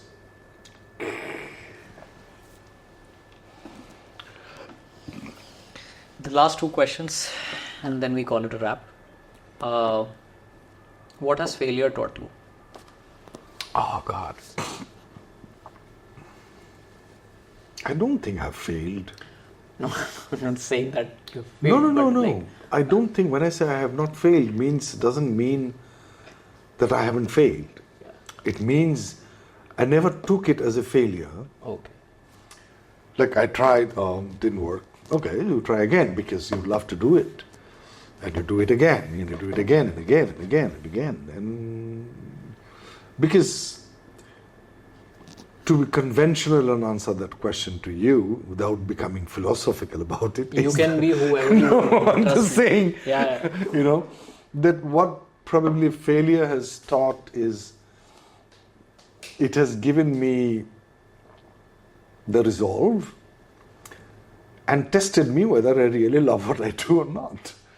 Otherwise, I'll give away. I'll just, okay, no, this is not my cup of tea. But there is no question of having another cup of tea. This is my cup of tea. So it has given me deep conviction about that. This is what I love. And it doesn't matter whether it's working in the first time or not. I love to do it. This is what I do. You know, it's like giving birth. It's a process of giving birth to a baby for a mother, for the mother. You love it so much that you're ready to take the pain. It's not a failure when you have the pain of rejection or not being able to do it. It's the pain, extreme pain. Some people take some medicines these days, but I've gone through with our son, her son, most of the work she did it. So our son, and she's going through this pain without making a sound. She did not. And she just, I'm like, wow, you know? So that process of giving birth, that pain, labor pain that she had gone through, and in the process of creativity, through acting or whatever, I did not consider anything as a failure. It's just that, oh, okay, I have to do it again. That's it. I have to do it again because there was no other option for me. Option means it's not that there were no other option. Option is like, this is what I want to do. Yeah. This is what I want to do. Yeah, so I don't know how to answer that question. It gave me more resolve. It made sure that this is what I love to do. Yeah. It's almost like giving birth to the baby. They say, yeah, I would like to have the baby and go through the pain, if at all there is pain. Yeah. There is one YouTube episode I have done on failure. Okay. It's called The Failure. The Nobility of Failure. Okay. It's a long one. No worries. Yeah. Got it. I remember, like, my mother told me this later in my life that I'm a cesarean kid, so and she was unconscious for 2 days. There could be medical complications. Yeah, medical so many things. Yeah, she had to bear a lot of pain to bring me to this world, which is why I ended up loving my grandmother, my maternal grandmother, more, because the first face that I saw was of my nani, and the first word I uttered was nani. It was not mother. Mummy, matlab. Yeah. And then 2 days later, my mother woke up and then she saw me. She's like, my God. She did not know it's a boy or a girl. Because she was into the Totally. situation. She was drained. Totally drained. Lost a lot of blood. As I said, that's why I said that cesarean case is not it's like, you can't, there's no option there. Yeah. How do you define friendship? Because, and I know this is a question I wanted to know because I'm now I've become a seeker of this answer. Taken from your Lord of the Ring situation. Yes, that is there. But in my current life as well, like as I come across people, I try to find out the answer to this question. Like, what exactly is friendship? Because friendship has evolved so much. Like, to give you the simplest example, right now, like there was a time not too long ago when we paid for free minutes to talk on call. Now nobody calls. Everyone pings. Oh, send me a ping. And if you call someone, hey, can you just come on WhatsApp? And now when we sit in person, people, acha, yaar, 1 minute, acha, okay. So this is always there. This, not too long ago, was used for calls and calls only.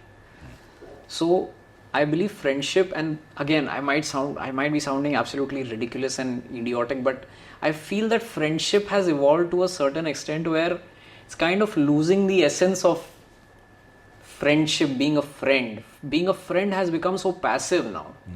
You can only be a friend on WhatsApp. You can only be a friend on voice messages. You can't be a friend when you are sitting in person. So what is your experience? That's a good question. I don't know. In your experience, how has friendship evolved in your life, and how do you define friendship? If you call yourself a friend of someone, how do you define it? How do you take charge of it? निभाते कैसे हैं आप उस चीज को? You never.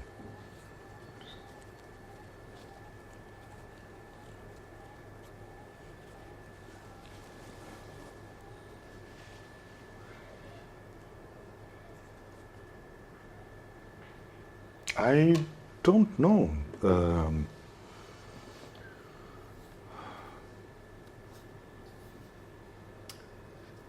From my experience, what I would say is that I don't think friendship would depend on. It's a recognition of another human being because of whatever circumstances that you met each other, and you have knowingly, unknowingly recognized that person, that you like to have that person, not even as a friend, it's just wonderful time together. You see? Yeah.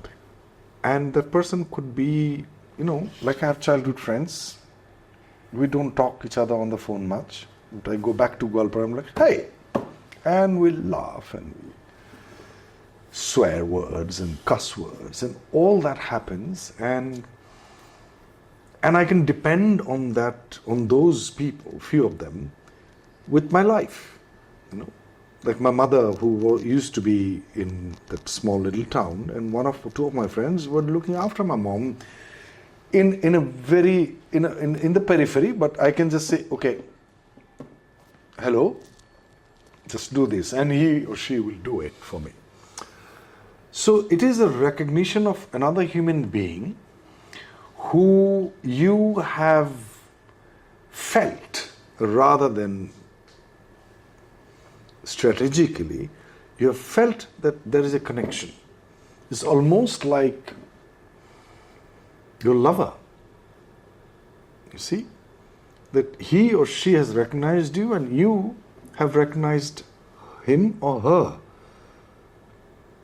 And for whatever reasons that you are not physically involved, because of your sexual orientation or because of other reasons that I don't know, but have become a friend, because there is a recognition as a human being. No matter what you do, what you feel, no matter what you do, where you come from, what you wear, and who you choose to marry or not marry, and your educational background, it doesn't matter. It's almost like most of the time parents love their child. Friendship is to some extent even more than that, because you choose. Here, someone came out of your womb, she of course chose to give birth, but then it's the son or a daughter you have to. But friends are more than that. I think that I had been one of the luckiest guys to have friends who, amazing friends who gave me shelter and loves me more than, or maybe done for me more than my brothers have done in my life. So it is almost a lover without physically involved. It's platonic love, if I can put it that way. And that's a wrap. Thank you.